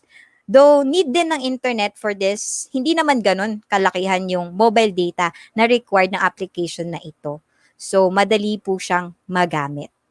Okay? So, may nagtanong po dito, may nakita lang ako, sabi ni Teacher Patty, meron po yan sa CP po, ma'am. If you are asking about the OneNote application, I believe meron pong OneNote for mobile. You can check that out na lang po sa browser po niyo. Search nyo po kung saan po kayo pwedeng mag-download. I think sa App Store, meron din po iyon. App Store and Play Store. Okay, going back. So, next slide po tayo. Alright, so if wala kayong smartphones naman na compatible sa mobile app, you can simply visit mathsolver.microsoft.com to use this application via browser. You can check that out ngayon. Kung maganda-ganda ang internet ninyo, go to mathsolver.microsoft.com so you can start browsing, checking kung paano siya ginagamit. Okay? So, next po. So, in here, sa browser version, you can solve and, of course, practice. May choice kayo. Hindi lang siya basta-basta magbibigay din sa inyo ng inyong mga solution, answer sa mga math problem ninyo. Meron din siyang feature na makakapag-practice kayo. Let's go to our next slide. Okay, in our next slide, so ito po yung sa solve feature ng ating browser. You can simply type your math problem there. And like the OneNote, it will generate the step-by-step process paano makuha yung tamang sagot. But unlike the mobile app po, hindi kayo makakapag-scan dito galing sa inyong notebook. So ita-type nyo lang siya. Pwede rin po kayong mamili kung anong klaseng math ba yan. So meron dyan algebra, trigo, meron din diyang calculus. So I think this will be good for all levels. Hanggang college even, it will help them. Okay? So, next slide, please. Okay, so sa solve again, you can simply type your math problem. Ayan, so para makuha nyo ulit ang step-by-step solution. Alright. So, it will give you choices din kung anong klase ba yung step na need nyo. Kasi I believe there are different ways to answer a math problem. Tama po, math teachers, mga nakikinig dyan. Like these na given sa screen natin ngayon. So, there are steps using factoring, steps using factoring by grouping, steps using the quadratic formula, steps for completing the square, steps using direct factoring method. Ayan. So, though personally, di ko na natatandaan yung difference ng mga steps na to, but pretty sure sa mga estudyante natin dyan na currently learning about these things, naku, makaka-relate kayo dito. Check nyo na tong website na to. Okay. And you may also download it in your mobile phone. Since lagi naman kayo sa mobile phones nyo, utilize it for your learning. Okay. So next slide, please. And aside from the step-by-step process or solution on how to get the answer sa math problem natin, Microsoft Math Solver also generate graph representation sa answer po ninyo. Will give you a practice quiz to check if naiintindihan nyo yung process on how to answer a math problem. Okay? And also, it will give you videos and even PDF file worksheets para ma-intensify yung learning nyo. Kung hindi pa kayo solve doon sa mga videos or doon sa step-by-step solution na generate ni Math Solver, pwede nyo pong panoorin yung mga suggested videos niya, mga instructional videos po ito. Okay? Na related doon sa inyong math problem. Alright? Syempre, it will only help you, lalo na sa mga students, if talagang kayo, i-utilize nyo yung mga learning resources na ito. Hindi yung mag-generate lang kayo ng problem, kukunin nyo lang yung answer. So, useless siya pag ganon. So, to those students na nakikita yung potential ng application na to, ng browser na ito, ng website na ito, whatever we can call it, please, learn how to check the step-by-step process. Don't just jot down the answer. Okay? Mas maganda kung naiintindihan nyo paano nyo nakukuha yung answer. This will assist you. It will not teach you to get the answers lang. Okay? Next slide, please. Also, even wala kayo sa OneNote, nasa browser lang kayo, MS Math Solver also have the immersive reader. Next slide, please. So, it will also read the step-by-step solution. Makikinig ka na lang. Ang cool, diba? So, play nyo lang yan. Then, it will read you the step-by-step solution. Kung kayo ay auditory learner. Yeah. So, teachers, so what do you think po about Microsoft Math Solver? Doon tayo sa potential niya on how to help you educators to help support your students, ha? Naintindihan ko naman po na meron at meron disadvantage din ito. Pero 'di ba, hindi din natin makakaila na makakatulong din ito sa ating mga students. At sa inyo din, educators. Kasi meron kayong support pa after sa klase ninyo, meron applications na makapag-support doon sa inyong topic and subject. 'Di ba? So, there you go. Next slide, please. So again, with Microsoft Math Solver, summary lang po tayo. You will get the step-by-step explanation on how to solve a certain math problem. It will instantly graph your answers, will help you practice your knowledge by generating short quizzes. Utilize nyo yan. That is, of course, related sa specific math solution na inaaral mo.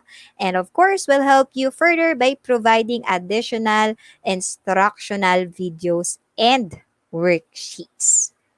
Okay, sa mga educators, you can use that worksheets as well.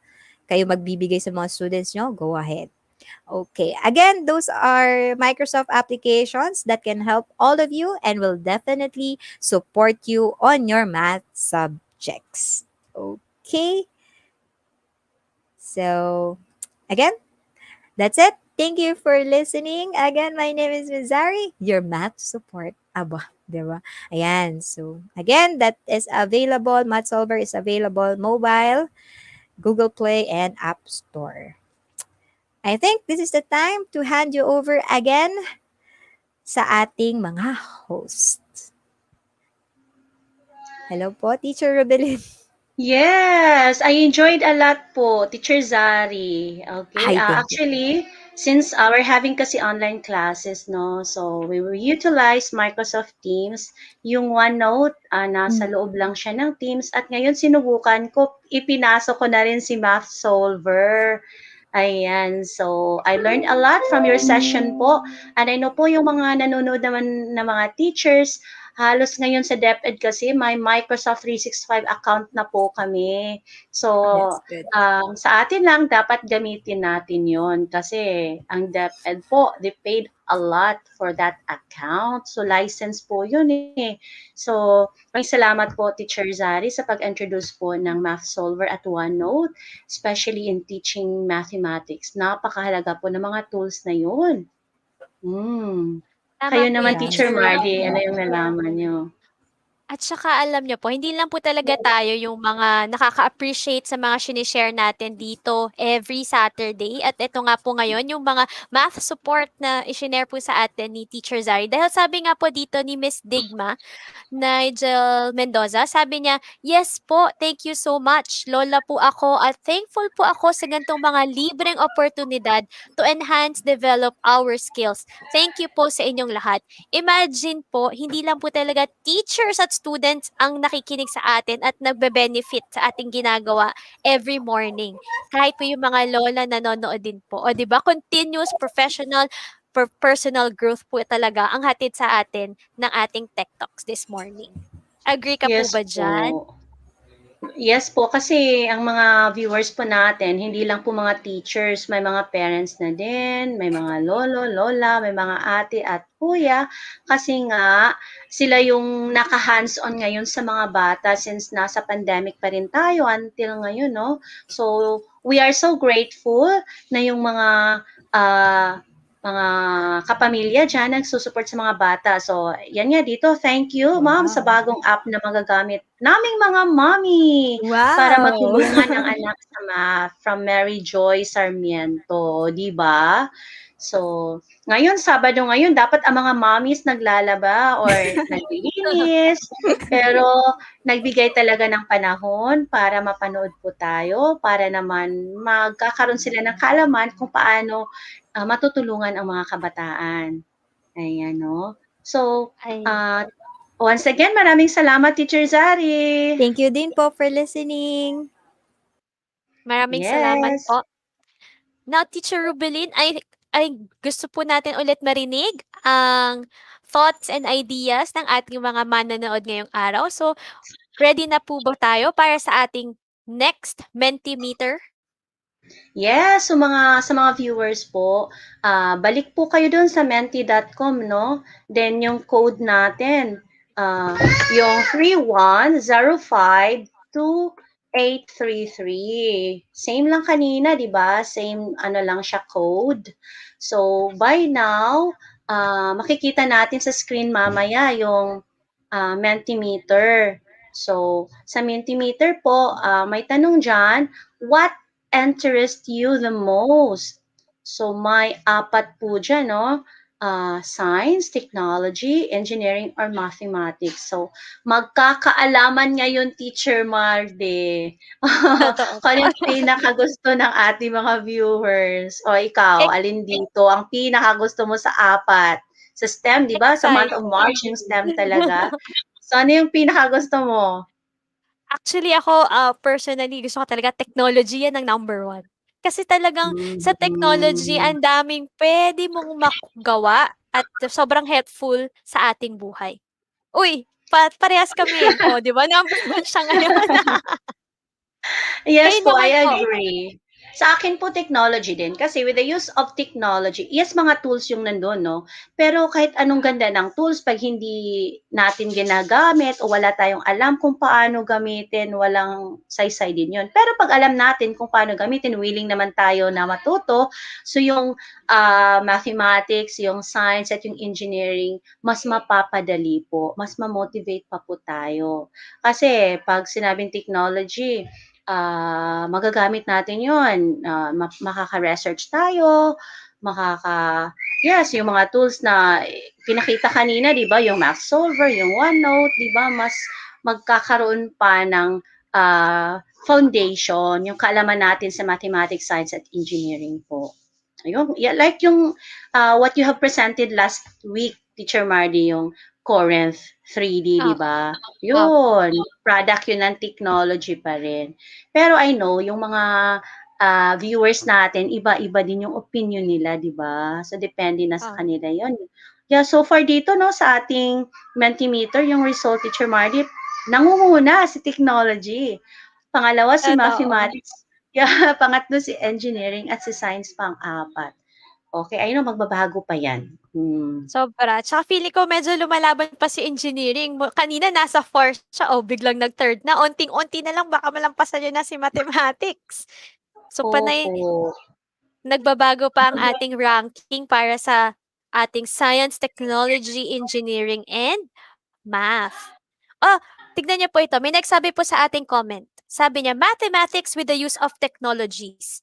At meron naman pong nagsabi Yes. pa, "There is no technology without engineering" po. Aba, naglalaban-laban po talaga ang ating mga Yes. ano dito, ideas and thoughts sa ating chat box.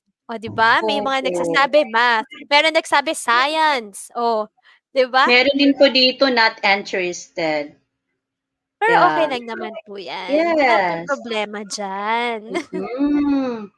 Pero talaga 'no, ang nakakamangha din po sa, STEM, 'pag na-blend sila properly, ang dami po talagang skills na ma-develop, lalo na po sa mga tao na may positive outlook sa buhay, may growth mindset, at siyempre po, let's start that foundation lalo na sa mga kabataan natin sa lower level pa lang, ayan. Tama po 'yan.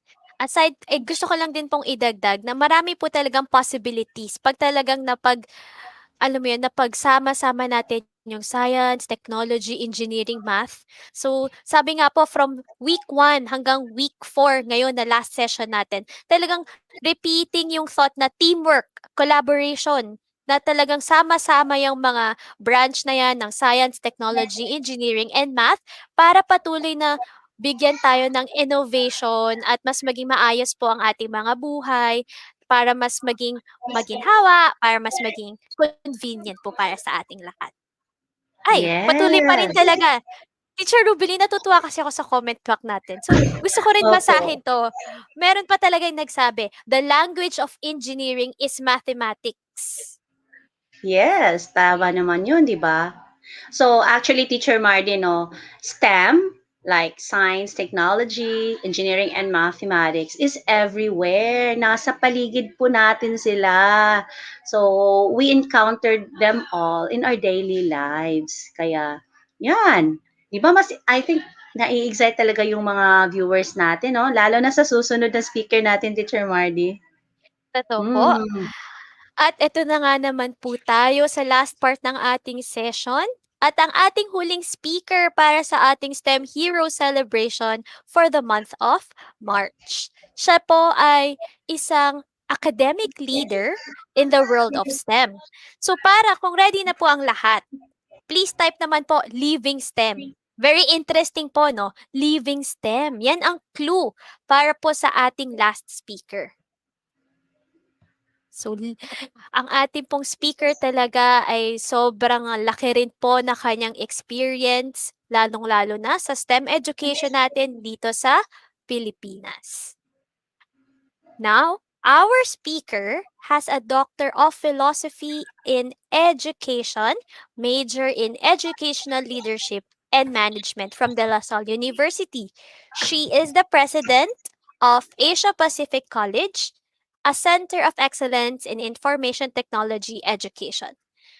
As an education leader, she supports innovation in the educational landscape of the Philippines, and her vision is to tailor fit education towards the future to enable Filipinos to become more competitive for the global digital economy. Let's give Miss Maria Teresita Medado our warm welcome. Miss Maria Teresita, please.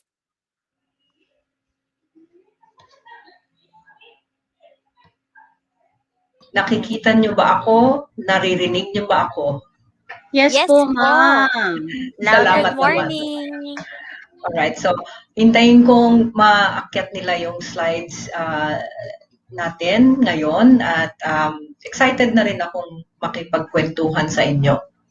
So, ngayong araw na ito, alam kong napakadami na ninyong pinagdaanan, no? Magandang umaga sa inyong lahat, lalo na sa mga mag-aaral na nag-aadhikang maging STEM heroes, no?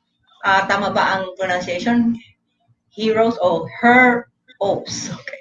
Nasabi ng mga host ninyo na maraming ang nanonood ngayon, libo-libo raw. No? And kakatuwa naman na itong ginagawa ng DepEd, pinagsama-sama kayong lahat sa paniniwalang marami kayong matututunan sa mga tagapagsalita sa kanilang mga payo at kaalaman sa buong puso nilang nilahad sa inyo.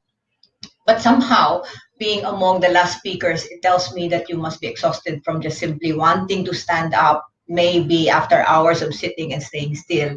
Malapit na rin po ang tanghalian, kaya sana po makinig pa rin kayo sa akin. So I assume therefore that it might be a challenge for me to keep you glued to my talk, and thus it is for this reason I'll deviate from the usual information overload. Kwentuhan na lang po tayo. It's a storytelling time today. Stories about STEM heroes that will inspire you. Some might even fascinate you, and maybe some of them will leave you a lasting memory. I chose to entitle this storytelling time with the 3 L's of STEM. Learning, living, and leading STEM. Para mabilis po ninyo yung maalala pagka binalikanan po nyo ang mga aralin na ilalahad ko sa inyo ngayon. So you might have guessed it.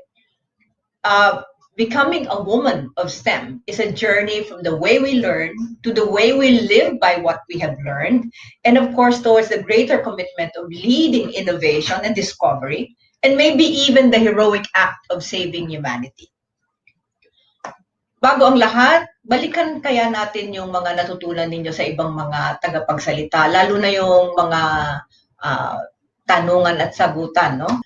Pero may itatanong ako para lang natin establish, I suppose, what we really need to say today, no? These are the questions I think every woman should be asking. One is, why is STEM so important in everyday's life? Why should we really consider learning, living, and leading a life of STEM? Why do we celebrate the STEM heroes? So before this storytelling, it's better to understand why the stories are important. On the next slide, you will see that the United Nations proclaimed what we call SDG goals.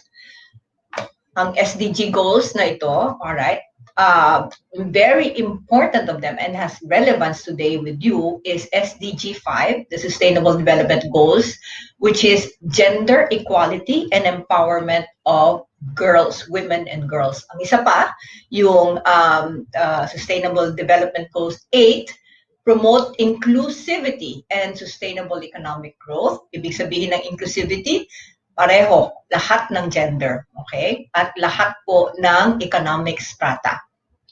Ang sabi naman po ng SDG 9, you build resilient infrastructure, promote inclusive na naman, and sustainable industrialization and innovation. Maganda po na we can structure the talk today around this mantra of SDG. One can see in the gender equality very explicitly mentioned, no? Exclusivity, nakikita niyo yan, towards industrialization and innovation. And ano po ang makakasagot dyan? It really calls for STEM learning as the foundation for development. The stakes are very high. The expectations of women's participation is clearly etched in the words of the United Nations. The following slide, okay, will also tell you that UNESCO reports that only 30%, sad part is only 30% of science and technology researchers are women. While a growing number of women are enrolling in universities, many opt out at the highest levels required for research career. But a closer look at the data reveals some surprising exceptions. For instance, in Bolivia, women account for 63% researches compared to France with a rate of 26%, or Ethiopia with 8%. The STEM and Gender Advancement, yung SAGA project, is a global UNESCO project which was launched in 2015 to strengthen UNESCO's work in support of gender equality in science, technology, and innovation. And this is the reason why it is important for us to say to ourselves that we are part of this main objective of SAGA, which is to offer governments, policymakers, at mga taong kamukha natin a variety of tools to help reduce the current global gender gap. And this is the reason why nandito tayo ngayon. Okay. And the reason why, again, that we should participate and recognize our contribution as women in STEM.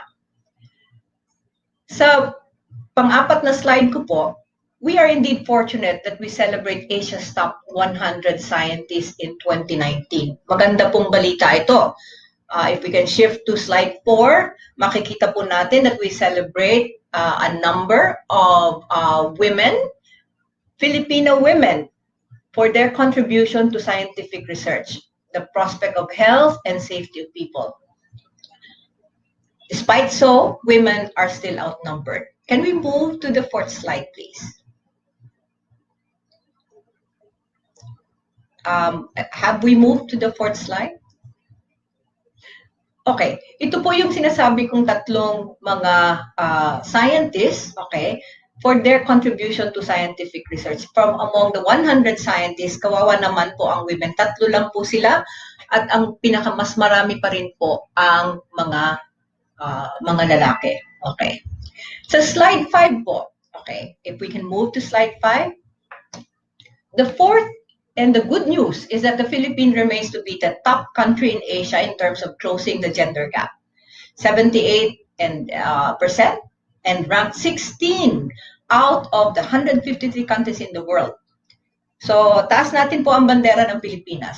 The Global Gender Gap Report in 2020 measured countries in their progress towards gender parity in 4 dimensions: economic participation and opportunity, education attainment, health and survival, and political empowerment. Maganda po ang ating record sa nakikita po nyo yan. Country ranks 5th in the indicator assessing gender wage equality. Ibig sabihin po, nasa atin na po ang women power ngayon pa lang. Lalong-lalo na po the country has closed the gender gap in educational attainment. No? This is very important to hear because women or female life expectancy is 5 years longer than male. Di po ba? While the literacy rate is above 98% for both sexes. A large percentage of women and girls are enrolled in tertiary and secondary education. Marami pong women who aspire to be educated. So in the next slide, let's really talk about digital transformation at this point, which was actually accelerated by this pandemic. Can we move to the next slide, please? It has really changed the job roles. Nagbago na po ang mga trabahong kailangan. Nandun pa rin pa yung mga dati, okay, like the standard science careers in medicine, in teaching, in engineering, But now I have a few of them here that are the highest paying jobs of today. Can we move to the next slide, please?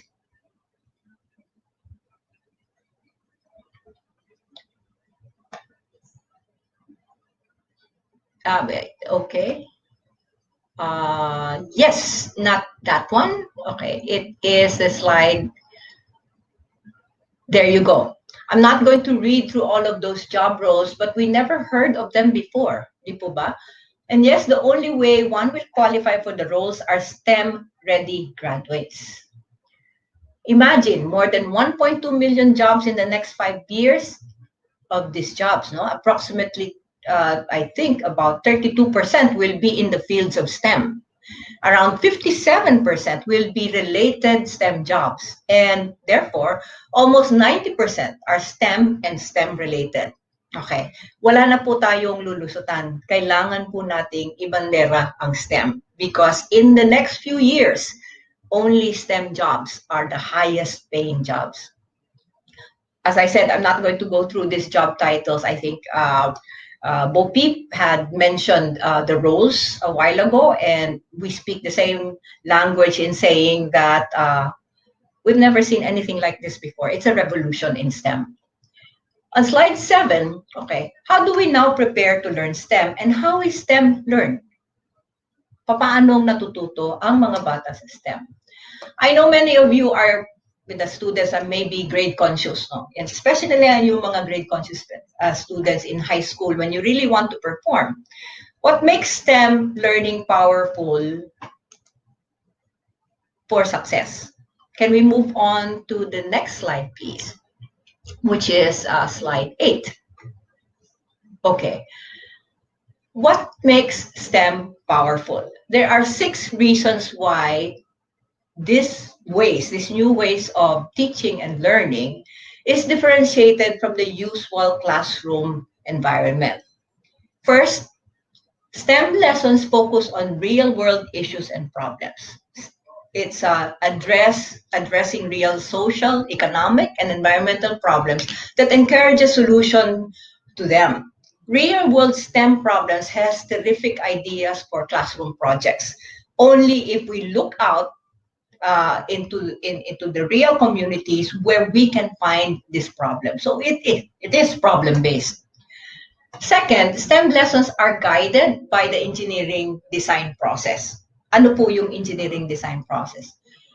During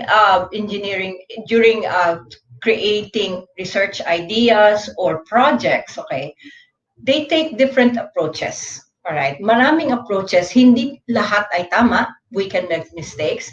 We can practice with failure, and we keep trying. This is the discipline of engineering.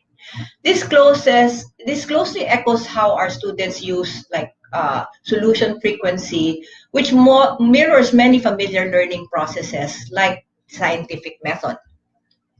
Siguro naman natutunan na natin yung scientific method. Okay. Also, STEM lessons immerse students in hands-on inquiry and open-ended exploration. Parang naglalaro. Di po ba? Parang nung mga bata naglalaro.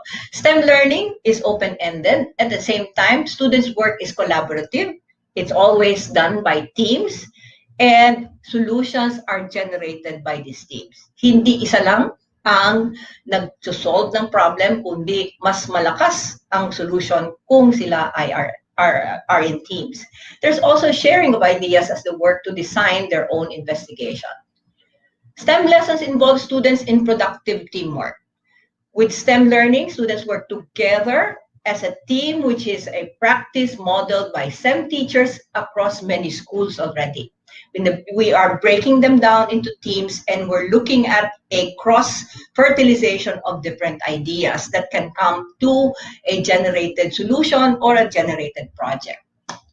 STEM lessons, okay, are rigorously applying math and science content, okay? Your students are learning when the science and math contents are purposely integrated in specific subject areas or specific contexts. In this way, they also encourage collaboration with other teachers in these subjects, providing insights into how course objectives can be woven into the lesson. Ang ibig sabihin lang po niyan, integrated po ang math, science, engineering, di ba po? Kaya nga po tinatawag nating STEM. Okay. They are not normally taken up in basic education as combined or multidisciplinary subjects. But rather, these are specific subjects and specific content at the moment. But we can give time for our students to learn real-world problems by integrating the use of science, technology, engineering, and math. We can give them that kind of opportunity when they work in teams. Lastly, STEM lessons allow for multiple right answers and reframe failure as a necessary part of learning. STEM learning provides plenty of room for multiple right answers, also multiple wrong answers. These approaches offers rich possibility for creativity, creative solutions. You learn from your mistakes, di ho ba? Ang sinasabi natin parate. And mistakes are not necessary failures. So let's learn more about what makes STEM learning great as the best practice for creating STEM lessons. And there are a number, I think, of lessons online that we can already put together so that we can enhance our current lessons. Remember, integration of STEM is very important. And this is the reason why we are all here today. We are integrating STEM in our lessons. In the following slide, okay. All right. We can see in the following slide that this is how students learn at APC. Gusto ko lang pong ikwento, no? Meron kaming tinatawag na project-based learning. And this particular, it's no longer an experiment, but this is a staple in APC. There were 150 sophomores and juniors who participated in this web development project. They were broken down into 10 groups in teams. No? Each group had their assigned technology mentors and given content resources by IBM Skills Build Innovation Camp. Problem sets were coming from resiliency.ph, a small and medium-scale enterprise dedicated to programs on disaster resiliency. Note that the student teams were given briefings and opportunities to work with the SMEs to better understand the challenges, the real challenges, real-world challenges. And the student teams will develop the web applications desired by the SME. At the end of the term, 3 months, the student teams composed of IT, business, and multimedia art students pitch their project to their SMEs. All 10 projects now ready for deployment by the SME, obviously satisfied with the applications developed by the students. I suppose for the most part, this exercise was not only about the fulfillment of academic requirements, but more so getting the students to be aware of the meaning of social responsibility, specifically in disaster resiliency. Not only did they succeed in creating the projects and the solutions, they were also pleased to know that their efforts mattered in saving people's lives. In slide 10, when PBL is really done well, okay, project-based learning credits learners' inherent gifts as vital to the success of the groups. With that said, PBL, or project-based learning, also offers an avenue to those teachers wishing to give their students an awesome experience within STEM learning. PBL has always allowed students to take ownership of the direction of their learning and placed focus on higher order thinking skills. STEM learning is no different in that regard. Note the practice of the 6 ways of STEM learning in APC's PBL. Forward to slide 11. Okay, moving on. Learning STEM and living STEM seems to be overlapping. It's an overlapping journey. And therefore, one cannot just learn in school without the support of parents who we always say are partners in teaching and learning. I can't think of any story that I can better express but my own journey with my 2 kids. If you will allow me, kwentuhan tayo ngayon. No? So, you will find the photo of my kids. I have 2 kids, and well, this was like 35 years ago. So alam na nyo kung gaano katanda na ako, no? This is my son and my daughter. They're not extraordinary kids. They're just happy little bunch, loving, very energetic, and every parent would desire. But my children have peculiarities that at some time, unknowing to me, were exactly those traits that brought them to their career path. Let's talk of my son, kahit hindi siya babae. But look at his experience. My son was weirdly fascinated with anything that rotates, anything that has a whirring sound. He would always stop to observe an electric fan, an air condition, or a roar of a starting car. All of this captivates him. As he grew up and learned to read, he started his fascination with manuals. He was reading manuals, not stories, but manuals. And anything that has to do with how things work. One day, when he was 5, he was about to ask me a question, and he says, "Ma, do you know if..." He paused, and he says, "Nah, you won't really know anyway." Wow, na-insulto yata ang mother. Okay. And at this time, I didn't know if he was just really insulting me. No, he never told me, but I was hurt. Okay. Anyway, he was never good in math, by the way. It was a struggle for him. But he started programming, coding, when we bought an early computer that needed to be programmed before you can play sticks. Okay. He has great spatial sense, though, and despite having very thick glasses, no? This was perhaps one way of compensating for the lack of visual acuity. On the other hand, my daughter, I thought, was just teasing me when she kept asking the question, why? Non-stop yan, non-stop. She was never satisfied with my answers, and she was just 3 years old. Perhaps it's just a game she plays. Nonetheless, I tried hard to give an answer, wrong or right, or maybe just simply joking her. Then I know she doesn't believe me when she stops asking. She just laughs, and in the next hour, you will hear the whys again, non-stop again. When she was 10, she played the piano and said to me, "I don't want you asking me to play for your friends, Mama. Piano is personal. It's like patterns, and I want to study them. Please leave me alone." Huh? Okay, what can I do? I just have to respect her. Okay. So let's move to slide 13, to the next slide.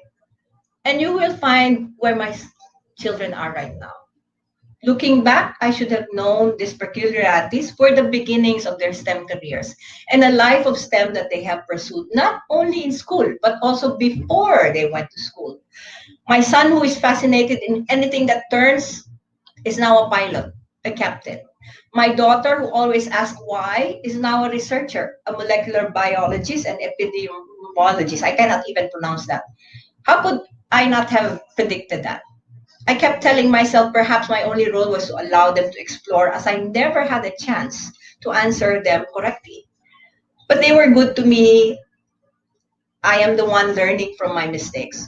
But yes, I must have done something good, perhaps. But lesson here is that parents do have a role in bringing up children towards the career in STEM. It may be as simple as perhaps just allowing them to explore. If we move on to the next slide, how do we live a life of STEM? Exactly. You know their stories by now. You met them week after week and today, and I hold them as living proof that STEM is alive in them and continues to grow, constantly learning, living, and tomorrow leading STEM. I'm very proud of them. If we will go to the next slide, you are familiar with Marika Ushida. Okay, and the lessons that she has taught you. Technology played a big role in preparing her towards her role as COO. Digital ready. She's always been digital ready. Technology becomes her lifestyle. Okay, so which means it's integrated in her life, and logical reasoning in every task that she does. Okay, so it's not only her education, but her penchant to be technology savvy. Okay. On the other hand, I'm also very proud of one of our professors, Jen Arroyo. And she has told you so many things about the first software engineer as a woman in the Apollo 11 mission, that culture and tradition should not hinder women discovering technology despite all of that. And remember what UNESCO said, no? That there was a hindrance about women entering the world of technology. And there are, she says, there are Filipino scientists and women organizations focused also on technology. She mentions to you that we should listen to them and really pay attention to these women. Louise So, on the other hand, it's fascinating. Remember, look at this. She said that her parents influenced her love for solving math problems. So where does education in STEM start? At home. It was rekindled when she started solving problems while she was already at school, okay? And she discussed the benefits of STEM. So this is a living proof already that creativity, collaboration, communication skills, critical thinking, resiliency, and digital resilience or digital literacy should be taken as a combined feature of STEM learning. It is not separate. It's not STEM separately, but a continuum of STEM. And so there you go. I'm very proud of them that they have continued to live a life of STEM. And since they are so young, who knows? They are the heroes that you are looking forward to one of these days. And maybe they are now. So moving on, today, more than a year ago, all right, in the next slide, we celebrate STEM heroes who selflessly go out to the battlefield, save lives, and dare to face a dreadful virus face to face. Let's take a moment to thank them. They're armed with their protective gears like soldiers' armor, their medical equipment. They storm the floors of hospitals and health centers to protect, save, and honor lives of the afflicted. Let's take this moment and opportunity to thank them, to praise their work. They are living proof that STEM is alive in their hearts. They are living proof that STEM can really restore life in people. A little prayer, perhaps. Thank you, all our workers, medical workers, our frontliners, the doctors, the technicians, the nurses, the researchers. Thank you very much. Then let's move on. Now, again, the journey towards developing STEM leaders from among those who live STEM. There are organizations that continue to recognize the significance of STEM and influencing communities to live and lead as STEM heroes. And this is unbelievable. I found some organizations that pursue the cause of STEM by celebrating STEM women and propagate STEM literacy and practice outside the educational sector. But they work with them, with the educational sector. So in the next slide, you will see Women Living STEM. Okay, an organization which creates better ways for the to use the strength of STEM learning ecosystems to identify and celebrate women who are leaders and impact their ecosystems by bringing together a variety of stakeholders to find ways to design access to STEM for all women learners. They recognize and honor women for their legacy as trailblazers to future STEM leaders. So this can be children, this can be adults, for as long as they can recognize them and let the world know how fantastic these STEM leaders are. That's really pretty good because we need to celebrate them. We need to find them. We need to celebrate them. And we need to make them heroes. And we need to make them the aspiration of many of our students. On the next slide, I found this one. This is a organization in New Orleans, and this was founded by a professor in a university, Dr. Calvin McKee. All right, and he invented STEM NOLA. STEM NOLA means STEM, okay, New Orleans. And they are committed to exposing, inspiring, and engaging members of the community into the world of STEM. So both of these organizations, they take STEM education outside the classroom. The organization designs, delivers learning opportunities, activities, programs, and events to STEM stakeholders with an emphasis on underserved communities across the city. They mean to inspire, engage, and expose learners to the life of STEM. And see, this is the kind of collaboration that we need to see also in some of our communities. And this is also by way for me to say that learning STEM starts from home, learning STEM is in school, but learning STEM can also be embedded in our communities. This is really about living STEM and eventually finding to lead STEM. On the next slide, let's now celebrate the stories of our true STEM leaders. Okay. There are a number of celebrations also in the Philippines right now, and you will see that the DOST Philippine Science High School is spearheading them. Very proud of them, and that right now we believe that STEM cannot be confined in certain situations. We have seen that a lot of people can help in bringing up a STEM child. As they say, a proverb, okay, I think it's a Chinese proverb that says it takes a village to teach a child. And again, I stress the point that it starts at home, it's brought to the classroom, and it's brought to the community. That is the real STEM learning. We're on to now the STEM heroes across the world through the years. Let's move on to the next slide. And these are leaders. These are our leaders. Unfortunately, this is unfortunate. In the next slide, please.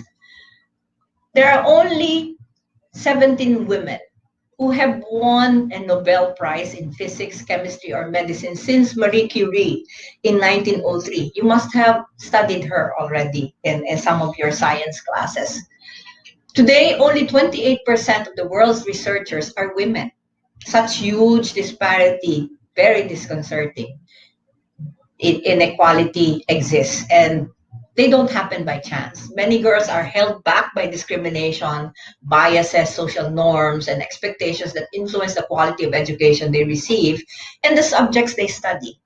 Girls, well, underrepresentation in science, technology, engineering, and mathematics is deeply rooted and puts determinant brakes on progress towards sustainable development. Okay, but let's take a look at some of them. Okay, in the next slide, I've chosen some of the women who can become our leaders. Katherine Johnson, African American. She's a space scientist and mathematician, a very leading figure in American space history that has made enormous contribution to America's aeronautics and space programs. Wow, a lady. The next one is Lydia, all right, Komarov. And she is considered to be a trailblazer in the field of molecular biology, most especially needed now because we are still dreading this dreadful virus. She faced many adversities throughout her life, but now an advisor told her she did not really belong to chemistry, okay? But her major field is biology, so she pursued her passion in spite of the opposition of her father, her mother. She made waves and published paper detailing the most notable discovery that bacteria could be engineered to produce human insulin. I don't even understand that, but she's celebrated for it. You must have heard about Sally Ride, who transformed history when she became the first woman to fly into space. And mind you, after her second shuttle flight, Sally decided to retire from NASA and pursued her passion for educating and inspiring young people to take a leap to STEM. Wonderful woman. Rosalind Franklin, British chemist and crystallographer, best known for her research when she was elucidating the structure of the DNA. Fantastic women. The first woman, of course, to win the Nobel Prize is Marie Curie, who first discovered radioactivity elements in plutonium and radium. But what is really more important is the fact her discovery of radioactive compounds became important as a source of radiation in both scientific experiments in the field of medicine where they used to treat cancer. They are all amazing women. In the next slide, let's not forget our very own STEM leaders in the Philippines. We have a number of them. Let's take a look at some of their stories. In the next slide, I've chosen just a few of them so that we don't get to see the entirety of the famous women in the field of science. Fe del Mundo, who was I was really fortunate to meet her, was a Filipina pediatrician and was the first woman admitted to Harvard Medical School. Imagine that. First woman, not Filipina first woman, but first woman in the world to be admitted to Harvard Medical School. She founded the first pediatric hospital in the Philippines. Her pioneering works in pediatrics in the Philippines, while in active medical practice, spanned 8 decades, 80 years of practice.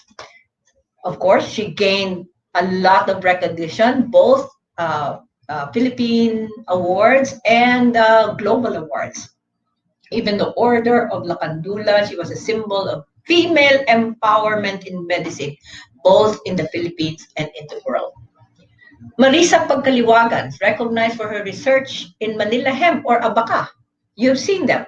And now they're being used as engineering materials. And you might have seen the big ropes that can tie ships, all right, to the dock. Amazing woman. She is also one of Asia's top 100 scientists in March 2019. Carissa Ferreira is recognized with a L'Oreal UNESCO for Women in Science Fellowship for her research and understanding of improving water quality in coastal towns. Again, she's one of Asia's top 100 scientists in 2019. Pia Magasmasbad. She's recognized for her research in medicine and biotech. Her focus is on research in molecular mechanism of hormone action, including those related to cancer. And yes, a lot of the information and a lot of the discoveries about cancer, she has been quite active in that area of research. Of course, and she's not the last one, Dr. Reyes or Reina Bell. Dr. Reyes is renowned astrophysicist. She's a data scientist, educator, and public speaker. She is famous for confirming Albert Einstein's theory of relativity and the founder, watch this, of Pinoy Scientist, a blog that features the scientists. Okay, she not only is a very good scientist, but she celebrates other scientists. Moving on the next slide. Okay, there are 50 women around the world. These are only 50 women around the world who have contributed to a better world for all of us, be it in the development of new industries, scholarly research in the sciences, business innovation, and humanitarian causes.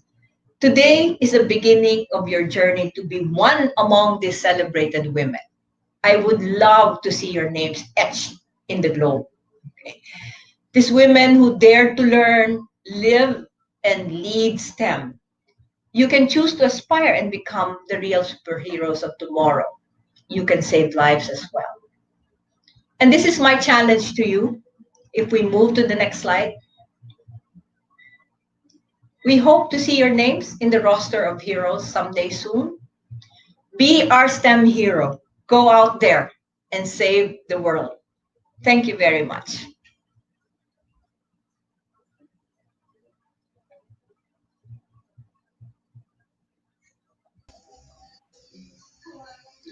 Thank you very much po, Miss Teresita Medado, for your wonderful insights in our STEM field, lalong-lalo na po dito sa Pilipinas.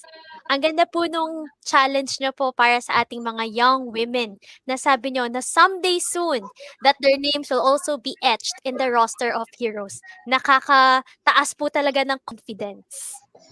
Yes Teacher po. Rubilin. Yes po yung 3L po niya, no? Learn, live, and lead. Ayan po. So it starts with at home, in school, and of course in the community. Ayan, I would like to recognize no yung sabi ni Miss Clarissa Sigismondo po, yung head po ng Microsoft Philippines. Thank you, Miss Tata, for sharing your expertise and amazing insight with us. Diba, kayo po yung kaklase ni Director Abanil po, Ma'am Teresita, right? Yes, that's right. Ayan po. So, na marami po talaga kaming natutunan po, lalo na yung na-feature niyo yung mga STEM heroes talaga ng mga kababaihan po, ng mga Pilipino, no? Ang dami pala nila, ma'am. At Yes. marami po kaming natutunan po. At maraming salamat po sa naibahagi po ninyo. Ano po, very comprehensive po siya. Grabe. Saludo po ako sa inyo. Saludo ako sa inyo at ginawa ninyo itong, you hosted this. This is an unbelievable feat of community, really getting all our students to think STEM and to live STEM. So, you have begun it. Ako ang sumasaludo sa inyo. Pero Ayan. sumasaludo rin po kami sa inyo, Miss Teresita, dahil kayo po ay isa sa mga pioneers din po talaga na patuloy na sinusulong ang STEM education here in the Philippines. Miss Teresita, may mga question lang din po ako na gusto ring itanong. Okay lang po ba? Yes, of course. Yes. Because I know po, 'di ba, siyempre in terms of STEM education, lalong-lalo na po nung nag-uumpisa kayo na isulong ito dito sa ating bansa, sa Pilipinas. Ano po yung mga naging challenges nyo or talagang hindrances bago nyo po fully na-i-implement sa APC yung inyo pong 6 reasons why STEM learning makes the grade? Okay. Pwede ba akong maging honest? Okay. Yes po. Sure po. Yes. All right. Unang-una, no, I think there are about 3 balakid ang tawag natin, ano. Yung una, I think, is the fact that we have a very straightforward curriculum. Ano po, no? Ako po ay nasa higher education, pero mas matindi po ang curriculum, the curriculum and strategies in basic education. Parang immovable siya. Okay? Kahit po sa higher education, talagang ang sinasabi lang po natin, ayun lang ang itinuturo. Okay? There was no opportunity to cross the courses with each other. Walang cross-breeding of courses.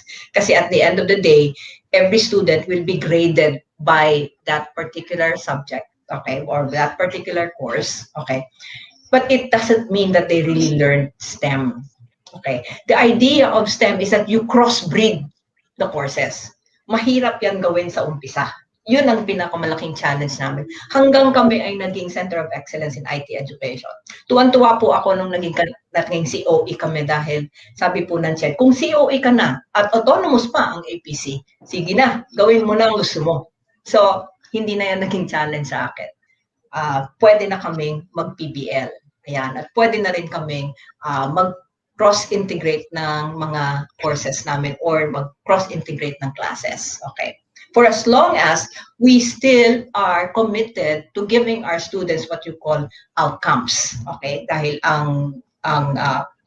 right now, the last 5 years, ang CHED, okay, shifted to outcomes-based education. So I'm committed to those outcomes, pero wala na silang pakialam kung paano kung mararating yon. Okay? And I do combine classes, I combine professors, I look for many other mentors across the world. Okay? Pangalawa, malaking problema po din sa akin that in the beginning, when I was leading APC, that women, all right, were almost 50%. All the time, 50% of our population is women. Okay? Paminsan-minsan, talagang malakas ang boses nila. Paminsan-minsan, talagang sila yung hyperactive. Natutuwa ako dyan. Okay. But, kailangan mapagbigyan din po yung kabilang gender, di po ba? And therefore, right now, we're happy to tell you that there's a mix. There is no, halos hindi mo naramdaman na yung gender disparity. No? Pare-pareho na silang lahat. We don't say that you are a woman or you're a man, you're a girl, you're a boy. You are just a student of APC. And the third challenge really is the fact that many of our students coming in from senior high school or junior high school, okay, are expected to learn the ways of APC. Many are unprepared. So, yun po yung, I don't know, in some way or another, hindi ko nasasagutin kung ano, bakit sila unprepared. Pero naging mahirap yung trabaho namin. But even if it's a hard task to do, okay, hinarap po namin yan. Thank you. Yun lang po. Ayan. Gusto ko lang din pong basahin yung mga comments natin dahil sobrang madami po nag-agree sa inyo. Sabi po dito, I think design thinking and project-based learning can improve educational outcomes which are relevant. And sabi nga rin po dito, thank you for informing us that a lot of Filipino women who made their researches shared and marked a very great impact globally. Thank you po and God bless. Teacher Rubenin? Yes po, once again po, maraming salamat po Ma'am Teresita, no. We are so grateful po na isa kayo na naging ano talaga, naging hero po. Yes, ng Hindi TechTalk naman. po. Yes, certified Hindi, po. ako po gumagawa lang ng hero. Hindi ako yung hero. Yeah, yes po. And dito po, according po kay Sir Jomar De Leon, isa po sa manager naman ng Microsoft Education. Hi, Miss Tata, kayo po. Sino Hi. naging female inspiration ninyo ever since? Tanong yan ni Sir, Inspiration oh. ko. Kasi ngayon po daw, ngayon, ikaw po ang inspiration namin. So, dati ba, sino ba ang naging female inspiration niyo po? I live in I have a very big family. Okay. Ang laki-laki ng pamilya ko talaga. Kami, I have like, I'm the second, all right, I'm the second sibling of 11. Yan, okay. And nakita ko kung paano pinalaki ng magulang ko yung 11, yung kaming lahat na 11. And it was hard for them to do it. So, actually, ang inspiration ko sila dahil pinabayaan nila kami. We had to live our own lives dahil year after year may bagong baby, di ba? So, the world was they allowed us to actually explore. The world was our playground. Okay. Hindi nila kami pinigil, hindi nila pinabayaan. Plus the fact na meron akong mga heroes within the family. Ang mga tiyo ko na napakarami din. I have 10 uncles and 1 aunt. And they're all professionals. So we look up to them. Okay, because they were in very good professions, serving people. Some of them are doctors, may bankers, may say it, napakadami namin kasi eh. And inspiration ko rin po ang lolo at lola ko. My grandfather was a doctor and my grandmother was a housemaker. But she was mindful of everybody's passion in the family. So, napakaliit lang po ng circle of inspiration ko. Yun po ang aking inspiration.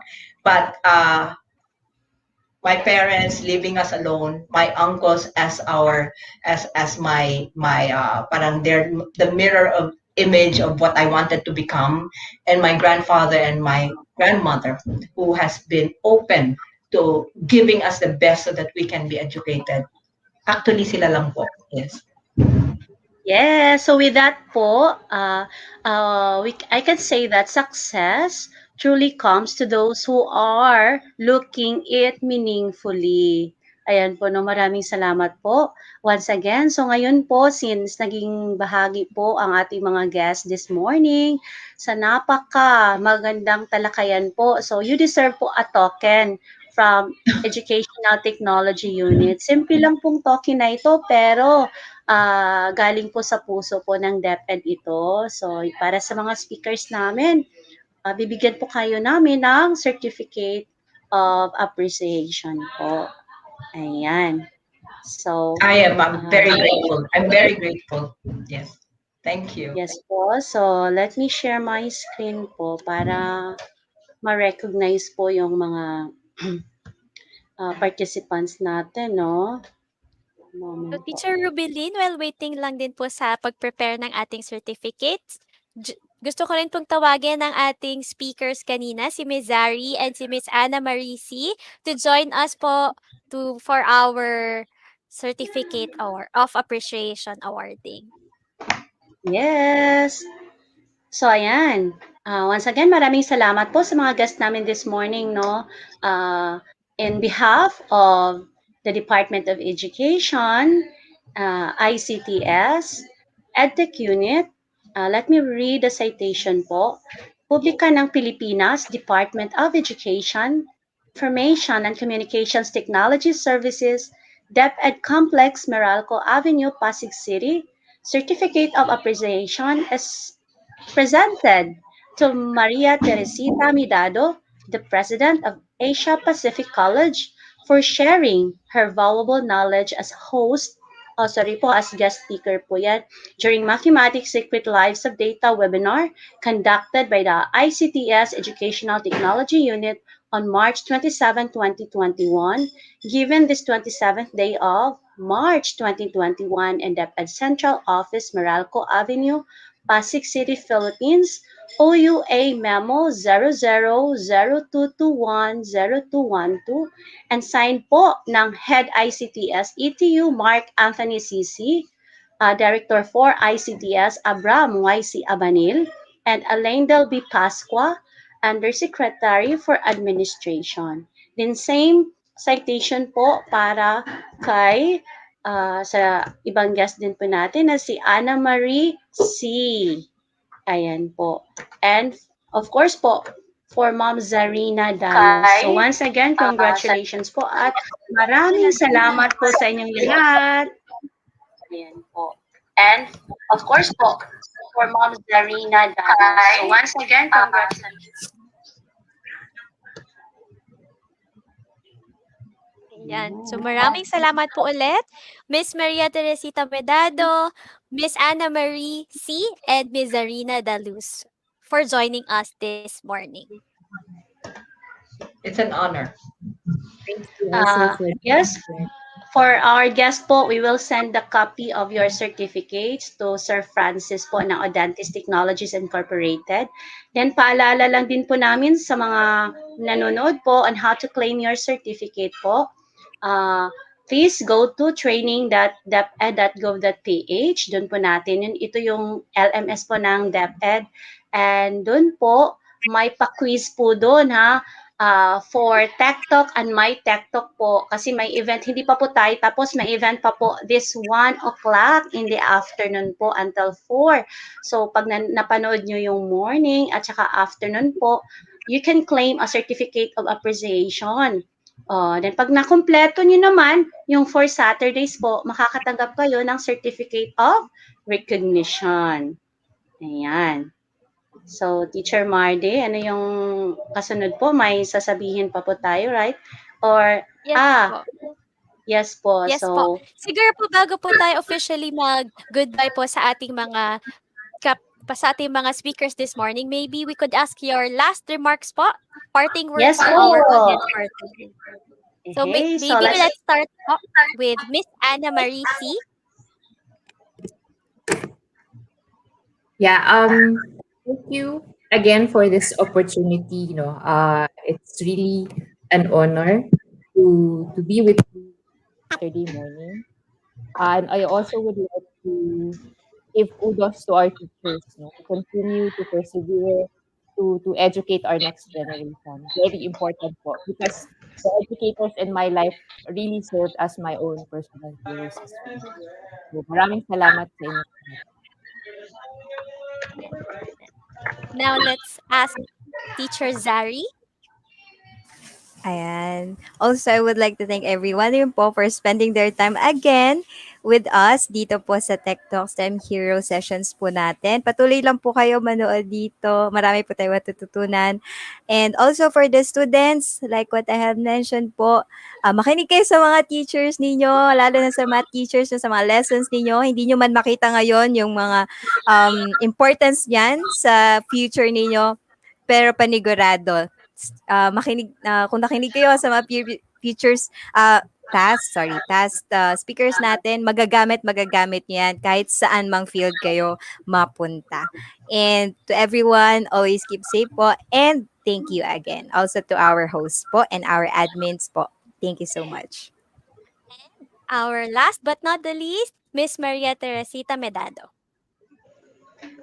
I wanted to thank DepEd for this opportunity, and I am so amazed. I'm really so amazed at the depths that you are taking, and our students and our faculty in guiding them through, especially in this very, very seriously affected times. No, I raise my hand and tell you that it is not anyone else that should be congratulated, but the Department of Education, who had already been taking strides despite all of the problems. Kayo po yung nahihirapan, but still, kahit nahirap, binangon po ninyo yung kapakanan ng mga bata na makapag-aral.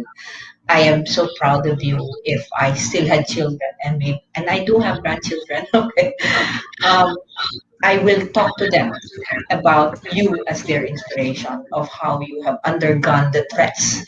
And despite all of those threats, you were agile, resilient, and your heart belongs to every student of the world. So it's you I am congratulating. Thank you very much for your presence in our lives. Thank you.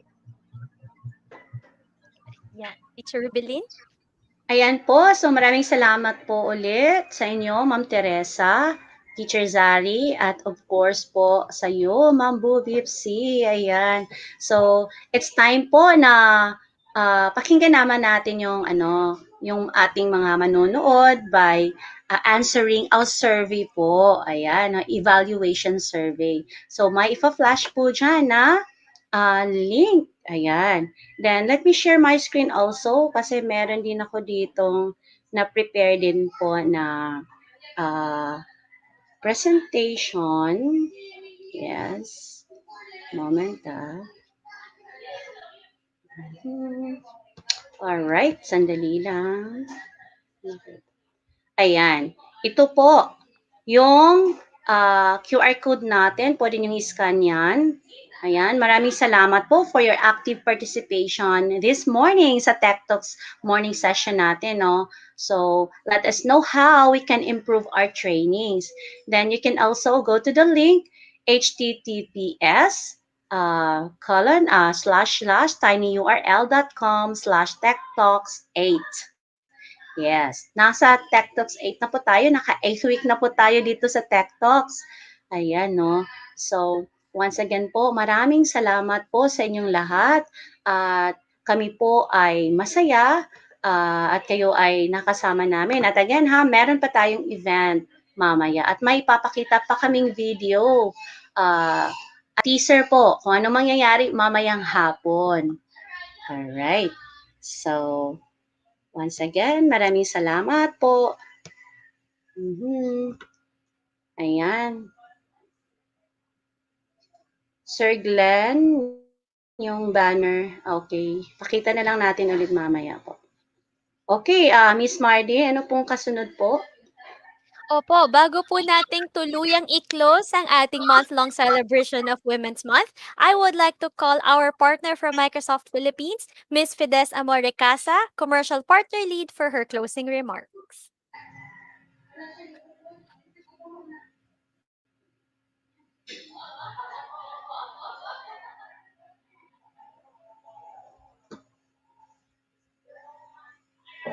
Ayan, habang inaantay po natin si Miss Fides Amorecasa, naka-flash na po, no, Teacher Rubilin, ang ating survey sa baba.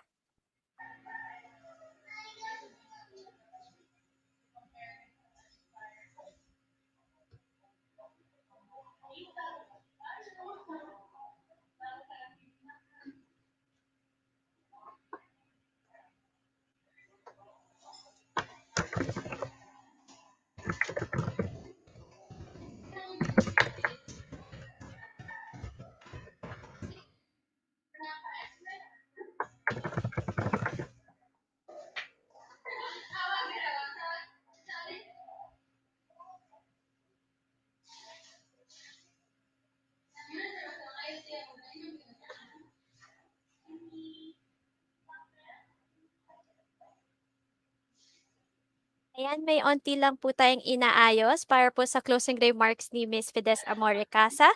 So, Teacher Rubilin, yung ating pong banner for evaluation.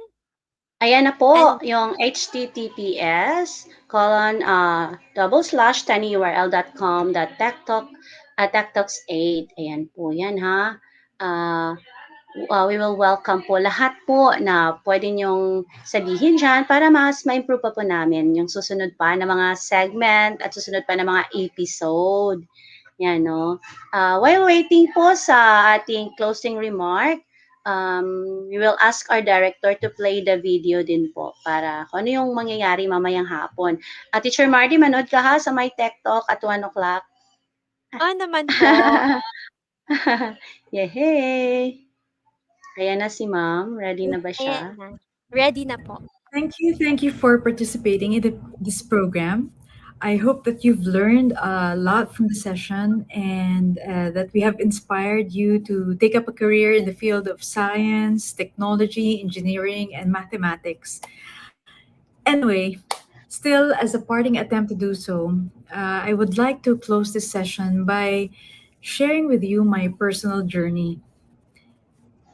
When I was growing up, I didn't think of going in the field remotely close to tech, right, to science and technology. In fact, I can say that I was more on the creative side, and my interest was really in the field of arts. I had been drawing, painting, designing clothes, and was a musician for a while, as far as I can remember.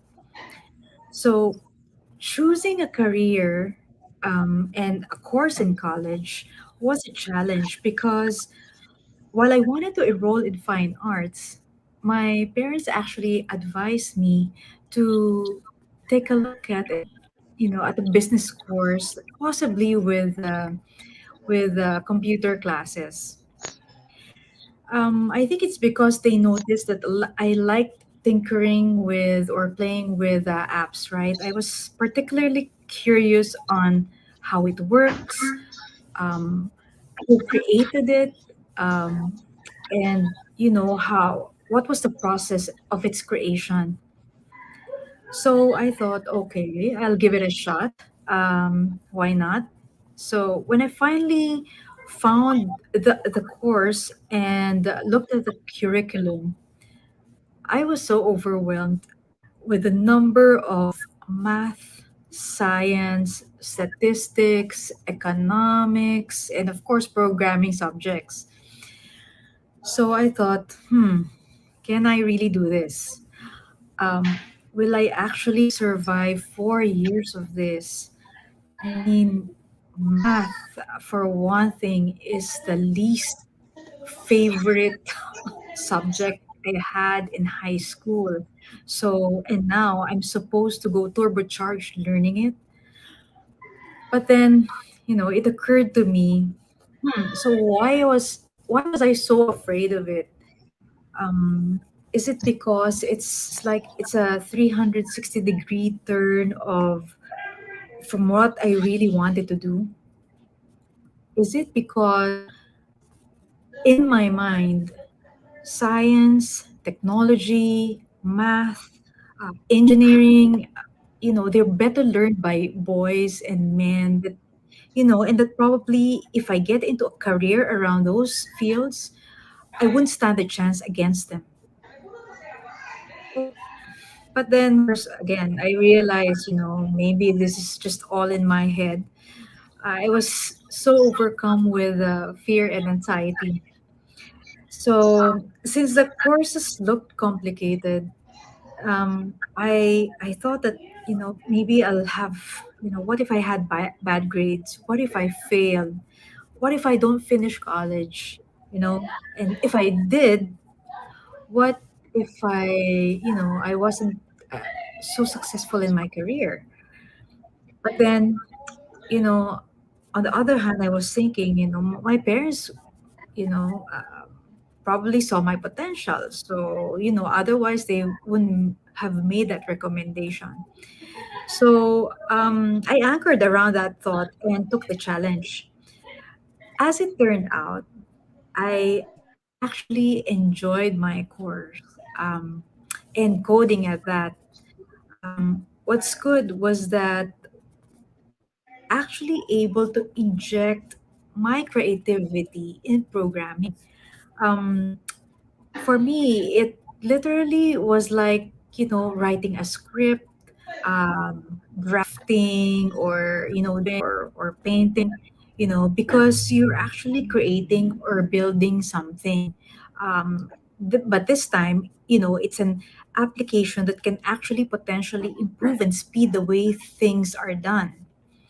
I mean, can you imagine a world without applications like Grab, Lazada, Facebook, Instagram, TikTok, chat applications, Minecraft, or gaming? During our time, we didn't have all those, all these sophisticated apps. We had very, very simple apps, and we were, already amazed about it. Mind you, the development team actually involved in building these applications were not only men. They included a lot of women as well, because they actually injected their diverse ideas and creativity around it. So my first advice to you is this: be open to the journey. I started college not knowing exactly what I wanted to do in my career, and a couple of decades later, I'm working in a position that I could never have imagined and loving it. Even for us as adults, I think this is a good reminder that sometimes life takes us to wonderful places, letting us meet people who can influence us and gives us opportunities that can be more fulfilling than the plan that we had set for ourselves. Right now, I am so happy to be part of Microsoft because this is a company that really encourages women and girls to have careers in tech. So number two, don't be afraid to take risks. While usually us girls feel that we have to be perfect all the time, in the way we talk, the way we do things, the way we, present ourselves, I'm telling you, in this career, it's quite all right to be imperfect. The process of learning code is actually learning how to fail. We need to realize that it is all right to sit with the discomfort of not knowing the right answer right away. Anyway, always remember that perfection takes time. While you try new things that you may not be good at right away, there will always be a lot of room for you to develop, to learn, and to be perfect on. Again, thank you, thank you, thank you. All Yan. right, thank you very much. That was from Microsoft Philippines po, si Miss Fidis Amor Ricaza. Ayan, no? So, mga viewers po namin, no, maraming salamat po sa panunood ng Tech Talks, STEM Heroes. Natapos din po natin yung episode for the month of March. So, yung topic po natin today is Mathematics, Secret Lives of Data. So, once again po, napakagandang araw po sa ating lahat. So, Teacher Marty? At ako rin po ay magpapaalam na sa inyong lahat. Maraming maraming salamat po sa pagsubaybay sa ating month-long celebration ng STEM Heroes at sa every Saturday morning, 9 o'clock AM yung pagsubaybay mula 9 to 12 ng ating mga STEM Heroes na session. Now, once again, I am Teacher Mardy at huwag po nating kakalimutan na being a woman is not only celebrated in a month but in each and every day of our lives. Mabuhay po ang ating mga Wonder Juan. Yes, yes, yes. So, that will be all for this morning. See you at 1 o'clock. Bye-bye for now.